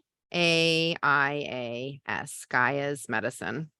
Yeah. And I believe on Instagram, it's an underscore between Gaia's and Medicine. Okay. So just in case. Yeah. So the speaker link, Megan, Cynthia's interview airs on Wednesday. So it will come out with all the Wednesday stuff. Any other questions for Cynthia? I'm just going to scroll through the comments here and see if anything else has come up. Now you did say a list of things that we should be avoiding. What did you call it? Troublemakers. And I think that's Troublemaker that's a foods. fun way. And I love how you talk about having your kids connect and become aware with how they feel after eating certain things. My son ate a bowl of noodles the other day, like gluten noodles, not a healthy choice at all. And afterwards, he said he had a stomach ache. And then he said, I noticed the last 2 times I ate this, I had a stomach ache. So I was like, interesting. Like Mhm. just bringing some awareness. And you'll hear from Mhm. Linda Lukovic on Wednesday, who is a dietitian and nutritionist, a holistic nutritionist. And she shares a story about when her son had a haircut and the barber gave him a yellow lollipop. So yellow food coloring. And then after the haircut, they went to the grocery store, and she said he was just absolutely wild. And she made the connection then. It was from the yellow food coloring and the lollipop that just totally changed his behavior. Yeah. Yeah. It's yellow. A lot of dyes are made from petroleum products, but yellow dye number 5 has been my own personal nemesis because I Mm. actually was allergic to it. And I got to the point where I was having anaphylaxis. My throat was swelling up anytime I would eat yellow dye number 5. And it took me about a year to figure that out. So I know that my boys are really sensitive to the food Mm. dyes as well. And, they're made out of petroleum products. Nobody should be eating that stuff. Like, I don't even know Mhm. why they allow it in our food, but it's Mhm. in a lot of packaged foods. I mean, I struggled when I first found out, like, oh, it's yellow dye number 5. I struggled to find like food that didn't have it in there because it's in so many things, because it's cheaper to use than annatto or turmeric or some other like natural food coloring, and so that's why people use it. And it really really wreaks havoc on our bodies because our bodies don't know what to do with petroleum that is not a food. Yeah. So yeah. Yeah. I've started with my kids, just when we take them to the grocery store with us and ask them to, pick out things, and so they'll pick out the things, and then we'll say, okay, like let's look at the ingredients together. We don't do this with everything, and we already know in our heads like what are our Right. typical things that we buy, but they're picking out some new things. Well, what do you think that ingredient is? And can you even pronounce that? And where do you think? And it's just like helping them have awareness. And then do you think that's a good thing to bring into your body? And, some of them sometimes they're going to say, yes, it tastes good and I love it. And we're not at the point where you are, where we've like cut out all the troublemakers. We still have some fun fun. See the connection I've made with troublemakers and fun. Interesting. But I think just having an awareness is the first step. And then noticing after you've had that troublemaker food, how do you feel? And then you can go from there and decide, do I want to have that feeling again? Do I want to be putting this into my body? Do I notice that I'm able to function better? Is my mood better? Am I more focused when I don't have those things? But you're right. It is Mhm. remarkable how many foods contain all these additives and preservatives. Yeah, it's really, really important to track because I don't know about you, but I don't know what I ate 3 days ago. There's no way I'm going to remember that. And sometimes our food takes a minute to cause change in our body. There are some times where it will be immediate within seconds. Sometimes it'll be within hours. Sometimes it'll be within days. And it can be up to 3 days that you see an effect from the food. So it's really, really important that we're Mm, actually writing down what our kids are eating mm, and what their mood is like and what their digestion is like, because the awareness is the key, right? If you don't make the connection between what they're eating and what their behavior is, you'll just know that they're affected by food, but you don't know which specific food, and you'll always be just a little bit confused and just a little bit unsure of what it actually is. Whereas if you're writing it down and you're actually tracking it, and you can go back a couple of weeks, like say they have an episode today and you're like, wow, today's episode was really similar to what happened a couple of weeks ago. Let me go mm, back a couple of weeks and look at that episode and see what they were eating around that time so that you can make the connection. This is mm, actually how I figured out I was allergic to yellow dye number 5. And it took mm, me literally a year to figure it out. It was not a mm, fast process because I had to look at every reaction I had, and I had to look at what I ate, and I had to look at the ingredients of every um, meal that I had during that time. And I had to cross reference them in order to find the commonality.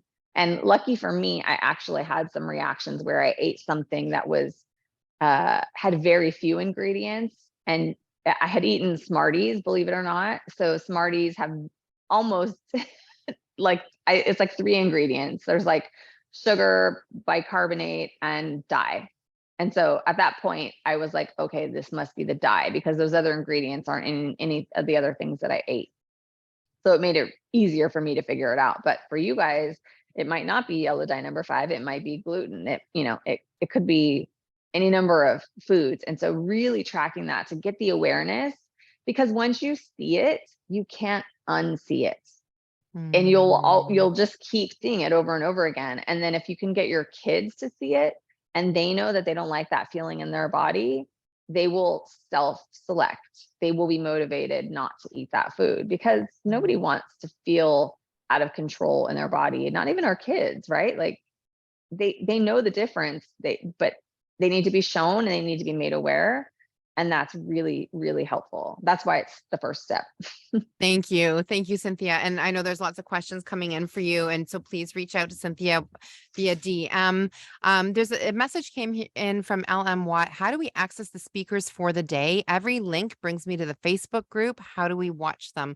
So I will share that comment, or if you could reach out to the team, LM, so you can send an email to hello@the ADHD Village. The emails should have gone out at 6 a.m. this morning that should have links to each of the speaker pages. So I don't know if you mean the links from the email or from the links that are in the Facebook group. I will have to look into that, or I'll have my team look into that, but I won't be able to do that for a little while. I'd love to know in the comments if anyone else is having that difficulty, but the emails were sent out, and each speaker that you click on, it should take you to their speaker page, which has their interview and their free gift and all the things. And again, Cynthia's will be on Wednesday. Oh, you're having the same issue, Megan. Oh, okay. Thank you for letting me know. I will reach out to my team too and see if same issues, Tracy. Okay, can you please do me a favor? If you're would love to be able to view the speaker page, but haven't been able to find it. Okay. So if you're having difficulty accessing, could you forward me the email that's not working? So Coach Laura at the ADHD Village, forward that to me and also my team, hello@the ADHD Village, and whoever gets to it first, we'll try to make that repair. I'm sorry about that. Oh, you too, Miles. That's so disappointing because these sessions are so good. Now, at the top of the Facebook group, pinned in the featured section, there are links to all the sessions. I wonder if you try that as opposed to the email, if those might work. So if you're having a hard time accessing the email links, try that. Let's put some love in the comments for Cynthia. Cynthia, thank you so much for sharing your wisdom and your energy with us today. So grateful for you. Thank you. It was really great to be here with you. So, And I look can't at the wait hearts. for my session on Wednesday to go live and have everybody Yay. see it. And yeah, like she said, reach out if you have any questions. I'm happy to answer them for you. Okay, thank you so much. And the question just came in, where do you find the gifts? So each speaker page has their interview, a description of the interview, their bio, their website, and then at the bottom, a link to their free gift. So I will have my team have a look into that and see if that's working out. Cynthia, meet Kristen and Andrew. Kristen and Andrew, this is Cynthia. Hi, nice to meet you. Hi, nice to meet you. So Kristen is the author of, do you have the book handy there? Oh, wait, It's still on the floor from From our last session, Andrew. Andrew's awesome adventures with his ADHD brain. And as you can see, I love this. I love seeing the book right beside the real Andrew. It's so cool. I look way cuter in that. Let's be clear. You are way cuter. You're right. But the picture is pretty cute too. So welcome. Can you give us a little bit of a introduction to who you are and what you do and your story and all of that? I'd love for you to just kind of take it away and let people get to know you. Your session will be airing, I believe, is it Tuesday or it's Tuesday? Tomorrow. Tomorrow. Tuesday, yep. Yeah. So to get the full session, and this is like an incredible session. Andrew is a young man with inattentive ADHD, and he actually offers the most incredible parenting advice. Now, you're not a parent yet, are you, Andrew? No, I hope not. No, but you offer As far as I incredible know, parenting advice. So you're going to want to tune into that session tomorrow. It's incredible. But go ahead, Kristen and Andrew, go ahead and introduce yourselves and tell us a little bit about your story. Sure. So I'm Kristen Wilcox, and I have a PhD in pharmacology, and I spent over 20 years doing drug abuse research. And then when we moved to Maryland, I started to work on an ADHD project. And at the time, Andrew was diagnosed with inattentive ADHD, and a colleague of mine who was a psychiatrist collaborating on our project, he worked with ADHD children. And so I asked him for some resources about inattentive ADHD in boys. And he told me there was nothing out there, for parents to learn about inattentive in boys. It was mostly information for parents of girls. So Andrew and I decided that we would write a book, Andrew's Awesome Adventures with His ADHD Brain, and it would be about inattentive ADHD in a boy. So now our mission is kind of just spreading awareness about inattentive ADHD in general, and specifically in boys, because it's underdiagnosed and often confused with, laziness or apathy towards school or disinterest. So we just want to increase awareness about inattentive ADHD. Fantastic. Thank you. And parents who are watching, this is your opportunity to ask questions. And I love how Andrew's such a strong advocate for ADHD. And this is like such a cool chance for you to ask Andrew questions on what it's like to grow up with ADHD and what strategies worked for him and all of that. So if you have questions for Kristen and Andrew, this is your chance to jump in and ask some questions. And while we're waiting for those questions to come in, Andrew, you are so incredibly mature and wise beyond your years. Can you give us, parents who are watching or educators who are watching, a little bit of advice coming from a 19-year-old with inattentive ADHD? How can we support kids with ADHD? The biggest thing that I feel like parents and educators could do is understand how your child or your student operates, because it's always a little bit different for everyone. Like, I know I have a couple of friends that have ADHD, and they are totally different than they do things in a totally different way than I like to do them. And it's just learning about like what works for them to, at least, like, I'm not saying like you don't have to, like, for teachers, you don't have to like bend over backwards and cater to their every little specific need, but something is better than nothing. So do at least something small, and have, what works is to have a conference or a conversation with the student and be like, what things can I do to help you be successful in my class? Or parents can be like, what can I do to make sure that you're just like successful overall? Can I ask you, Andrew, what does it feel like when a teacher takes that time to say to you, what can I do to help you? How can I help you be successful? Like, what does that feel like to you? It's a good feeling because it shows that they care about like their students' success. I know every teacher cares at least a little bit about how their class does, but if they ask like you specifically, because if they know you have ADHD, that just makes it feel even better. So like they know that I can struggle in some ways that other kids might not, and it feels good to have that they care about me enough to ask like, what can I do to help you be successful? Mhm. And if let's say you have two different classes and you've got one class where the teacher hasn't made that connection time with you, and another class where the teacher has made the time to connect with you and get your input and show you that they care, which class are you more likely to do better in and be more successful in? After the one where they help you, and like, or at least like, even like if they don't do anything, they can still understand how you, because sometimes it's like they just have to know that, hey, I'm a little bit different, and sometimes they don't always have to do something, but just them knowing is just a big part of that as well. And not just Mhm. assuming that the student is lazy or something like that. Yeah, all those horrible labels, right? Yeah. So what about if you're in a class and the teacher hasn't made that time to approach you and say, hey, how can I help you? How can I help you be successful? What can I do?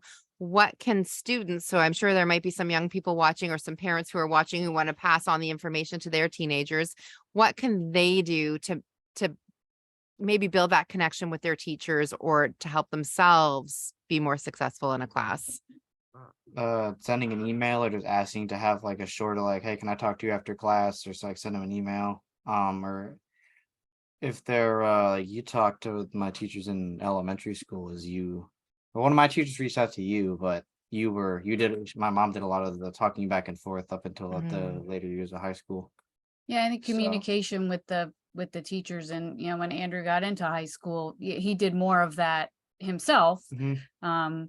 And I stepped back from doing those types of things, mostly because he was going to college and I wasn't going with him. Mhm, yeah, that's- but communication with the teachers was key, and we found that the teachers were very receptive to the communication and to my incessant emailing about Andrew's performance, and if he was missing yeah. school assignments or off task and things of that nature. I feel like the earlier that the individual with ADHD starts kind of taking charge and talking to the teachers and other people themselves, the better. Because like if they go to college, like 90% of people's parents don't go to college with them. Andrew, we just actually had this conversation earlier today talking about building up. Oh, a bumblebee. Did you see that bee? I don't know I if you see it did. from it. You did see it? It was like covered in pollen, and now it's gone inside this flower, and it's gone now, but that's why. Oh, it's in there. Can you see that? There it goes. Okay, oh, there. Look. Sorry. Okay, there's like ADHD. You know when they say squirrel, that's like any kind of wild animal. Ah, bee. Okay, sorry. Yeah, good. Oh, now my train of thought. Have you guys seen that when you lose your train of thought, if you do an infinity symbol on its side and you let your eyes track, 90% of the time that thought will come back. So that's like a little brain hack. Huh. So yeah. So we were talking earlier about how we can help kids to build their advocacy skills, to build those executive function skills. And we were talking about it's like a muscle that you work out, like you would train for soccer so you can get better and better at soccer, or you would train for running so you can get better and better. And all these executive skills, these advocating for yourself and time management and organization, those executive function skills need training. And you start off with support from parents and teachers, and eventually you can peel back the layers of support. Kristen, I know that you were a great support, especially in the elementary school years. Let us know how you collaborated with teachers so that you worked together with the teachers to help support Andrew. Sure. Well, like I said, I emailed them a lot. But at the beginning of each school year or each semester, I would email Andrew's teachers and explain his strengths and his weaknesses and how he learned, and ask the teachers, do you mind if I email you once a week to find out if Andrew is missing assignments, if he's got a test coming up, if he has a project that's coming up. And like I said, the majority of his teachers were very receptive to that. They were happy that for parent involvement in his education. So you don't be afraid to ask the teachers for help, because they all want their students to be successful. So they're willing to help you and help the student. But things like inattentive ADHD, which are more difficult to recognize because they can present as something else because the child is not outwardly disruptive. They're not getting up, they're not moving around, they're not creating a commotion in the classroom. These are the kids that are sitting at their desk and shoving worksheets into their desks because they don't want to do them. Or these are the kids that are getting up and disappearing to the bathroom or the nurse's office for, a half hour at a time because they don't want to be sitting in the classroom doing the work. So it does make it more difficult to recognize that as, oh, well, this kid has ADHD. So, the open line of communication, and once the teachers say, oh, well, hey, all right, this kid has something else that's going on, they are very willing to help your student. So don't, as a parent, don't be afraid to speak up and make noise for your child and be your child's advocate. But there is a line. You don't want to be too annoying. No, you don't want to be that. Don't want to be like, you have to do This is true. everything, like every little thing. It's just like, Are you saying I was annoying? no. None of them told me anything, so I don't know. They might have a grudge against you. No, I think the ones who weren't interested just kind of ignored me. Um, and you teach your child to advocate for themselves and you realize, like he said, there's we were laughing about it, but there is a point as a parent where you have to step back. So for example, Andrew got into college and all throughout high school, he was allowed to use his laptop to take notes. And so Andrew was very proactive at reaching out to the disabilities office at the college and saying, I need some accommodations. And so the counselor that he spoke to, she said, well, you don't really need to put in there that you can use a laptop because that's how all students take notes when college. So it's not really an issue.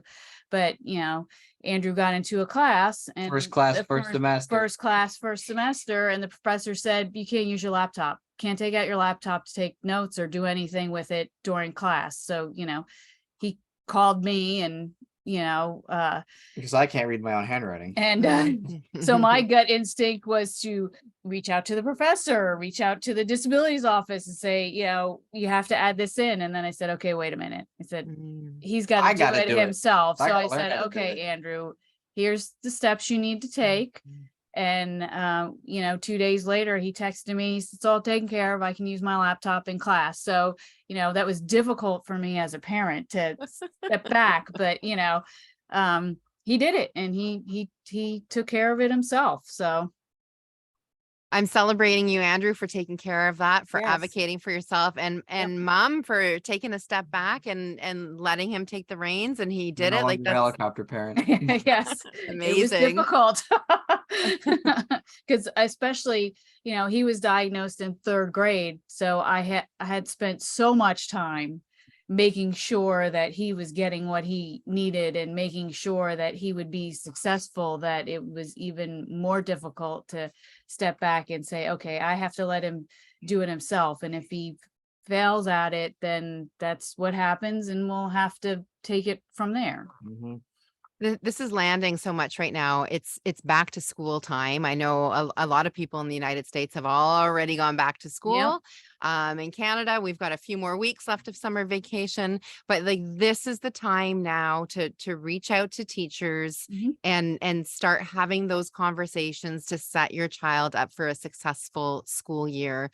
And if this is something that you would like to dive deeper into, there are some sessions during the Calming the ADHD Family that are specific to teachers in school and education. Sarah Nicorex from today is a fantastic one, for example.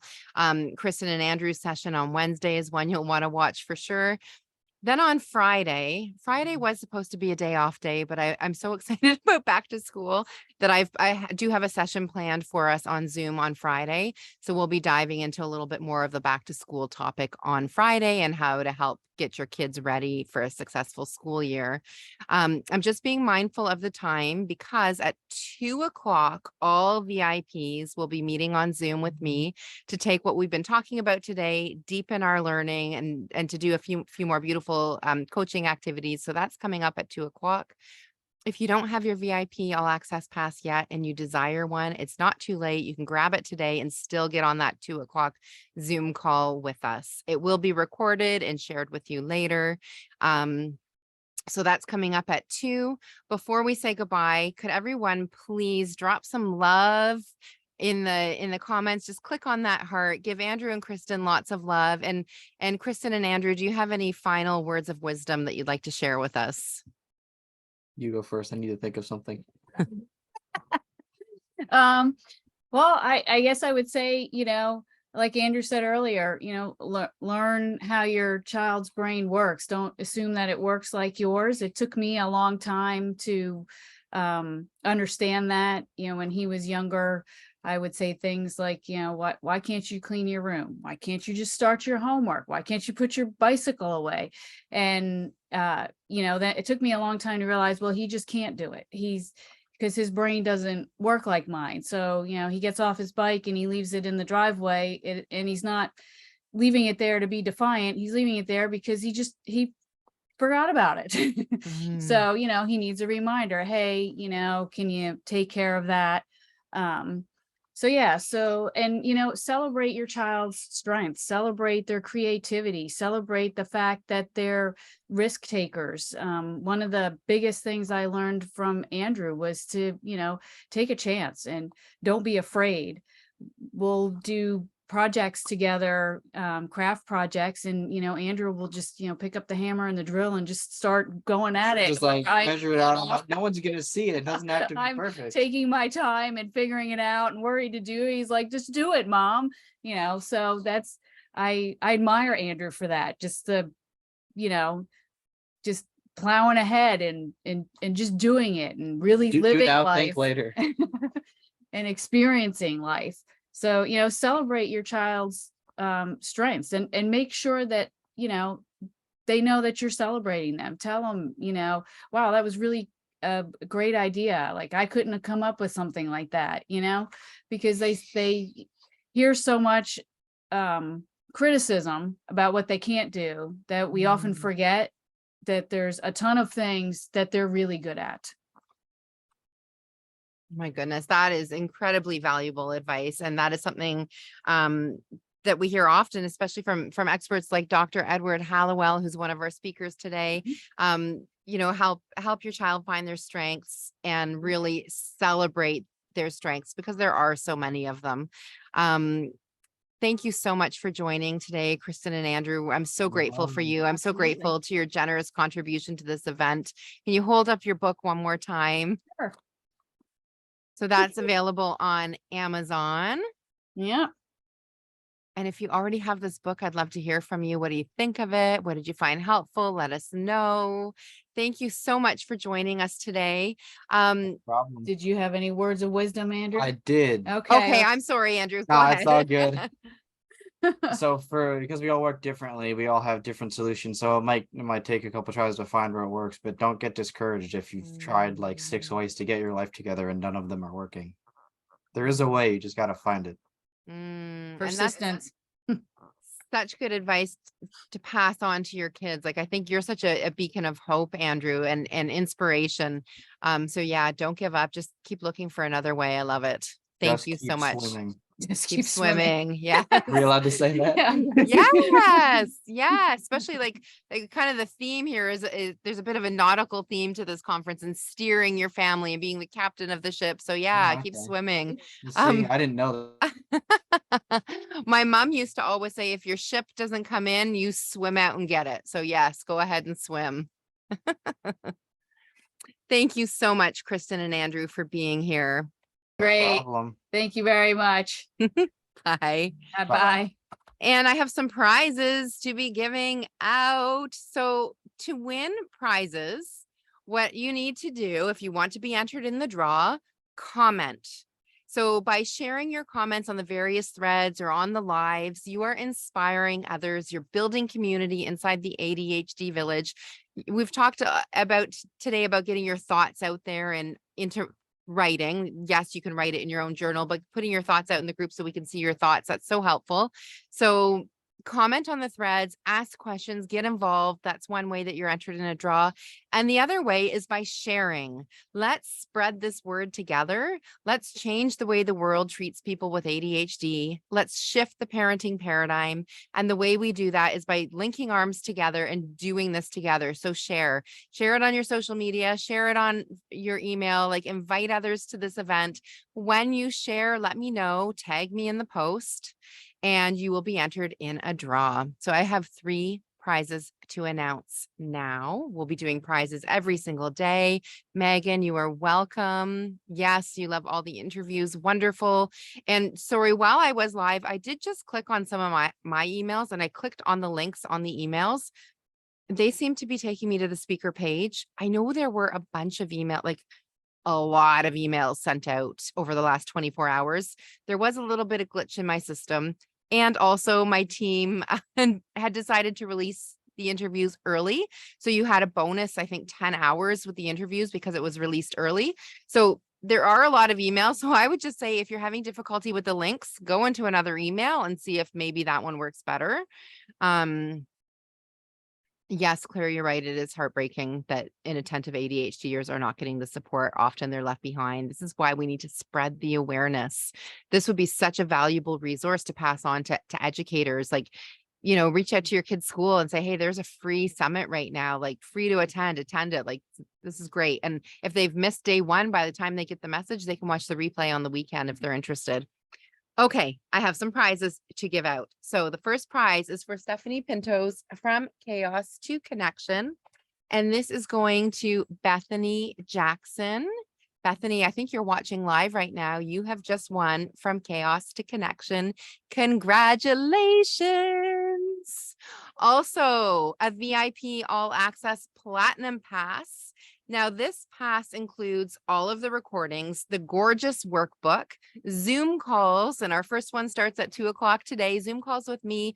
The Platinum Pass also includes our Heart Brain Boot Camp Thursday afternoon. Again, if you can't attend live, you can watch the recording. You'll get the same energy and benefits from the recording as you would live. Also included in Platinum, you get the 21-day emotional intelligence parenting challenge. There's the Love You in Your Marriage masterclass. There's a $333 coupon that can be used towards the ADHD Warrior Mama, which is my signature group coaching program. That's where you come if you want some big transformation in your family. That $333 can also be used toward a private coaching package with me. So all our platinum members are receiving that credit of $333.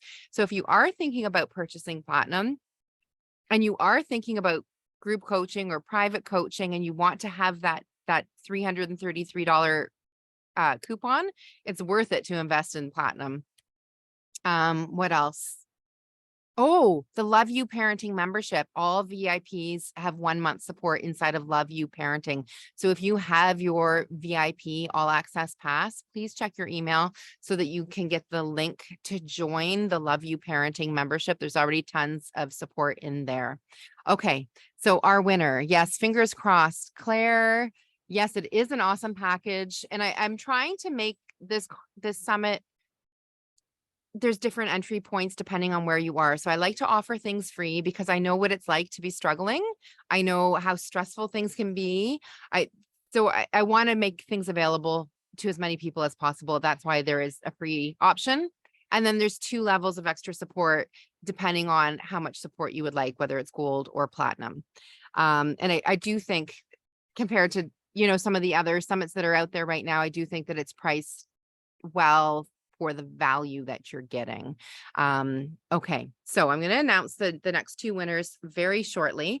And what I'm going to encourage you to do is whether you win or you don't win, let's celebrate the winners. So let's wish them congratulations. Let's clap our hands. Let's cheer. And the reason why I'm saying this is because when you celebrate, your brain gets a dose of feel-good neurochemicals. So DOSE stands for dopamine, oxytocin, serotonin, and endorphins. So you're getting a dose of these things that feel good in your brain and your body. Dopamine, if you have an ADHD brain, you really need that dopamine to encourage you to keep going. Dopamine fuels executive functioning. So just by woohoo cheering for someone, you're increasing your access to your executive function skills, which is incredible. So this is something you could do with your kids, like find ways that they like to celebrate, whether it's a jumping up and down, a dance party, a high five, a silly dance, like whatever it is. Celebration is so good for the brain. So let's celebrate the winners. And your brain also doesn't know whether you're celebrating for yourself or somebody else. Your brain just enjoys the celebration. So let's celebrate. Our winner for the VIP All Access Pass, this is a platinum, is Janice Moore. Congratulations, Janice. Congratulations. And so let's see in the chat, let's see, clapping hearts, likes, the words congratulations, let your brain celebrate. Okay, the next one. This one is for, yay, keep celebrating. Yay, Janice. Okay, woohoo, congrats. Yes, Clara, good for your brain. Christy, this is good for your brain. Okay, the next one is for a 1 year, not a 1 year, oh my goodness, a private coaching call with me. And you can choose whether we use Healy in the coaching or not. That's totally up to you. And I'm just trying to find the notes that my team shared with me to find the winner of the private coaching call. Where is that message? I saw it a moment ago. Where is it? Bear with me while I scroll through here. Bear with me. It's here somewhere. Private coaching, private coaching. Who was the winner for today's private coaching? Where is that? I'm sorry, it's taking me so long. But I'm going to, even though this is taking me long and I'm feeling nervous that it's taking me long, I still love and accept myself, and I'm going to give myself some compassion.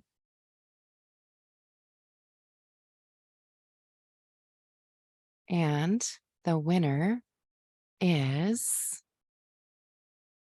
Martine Labreche. Congratulations, Martine. So I will be in touch with you to give you your prizes. Congratulations, Martine, a private coaching call with me. I'm very excited to get to know you. Again, we are meeting on Zoom in just 20 minutes for the VIPs. If you want to be a part of that Zoom call, if you want to get in on all the VIP goodies, it's not too late. www.calmingtheadhdfamily.com/VIP, and it should pop up for you there. I can also share it in the comments. Actually, let me see if I can do that now. Let's see, here it is. That might be taking too many brain cells. Hang on. Can I do it? Can I do it? Maybe not. I can't find the window now where it's supposed to go, but anyway. Okay, I'm going to hop off. It's always hard to say goodbye, but I'm going to hop off so I can grab some lunch before I get back onto that Zoom call. Sending you all so much love. Thank you for being here. I hope you have some time scheduled to watch the pre-recorded sessions for today. Please download all the free gifts. So even if you open, there's 11 speaker pages today. Open every single one and click on the free gifts and get those free gifts today. So if you run out of time, don't get to watch them all, which I imagine will be a challenge to watch them all in one day, get the free gifts. You can always schedule time on the weekend when they all replay again. So if you don't get to some of the ones you were hoping to today, there's the weekend. Or if you're, wishing to have lots of time, there's a VIP pass for that. Okay, sending you lots of love. Thank you for joining me. Bye.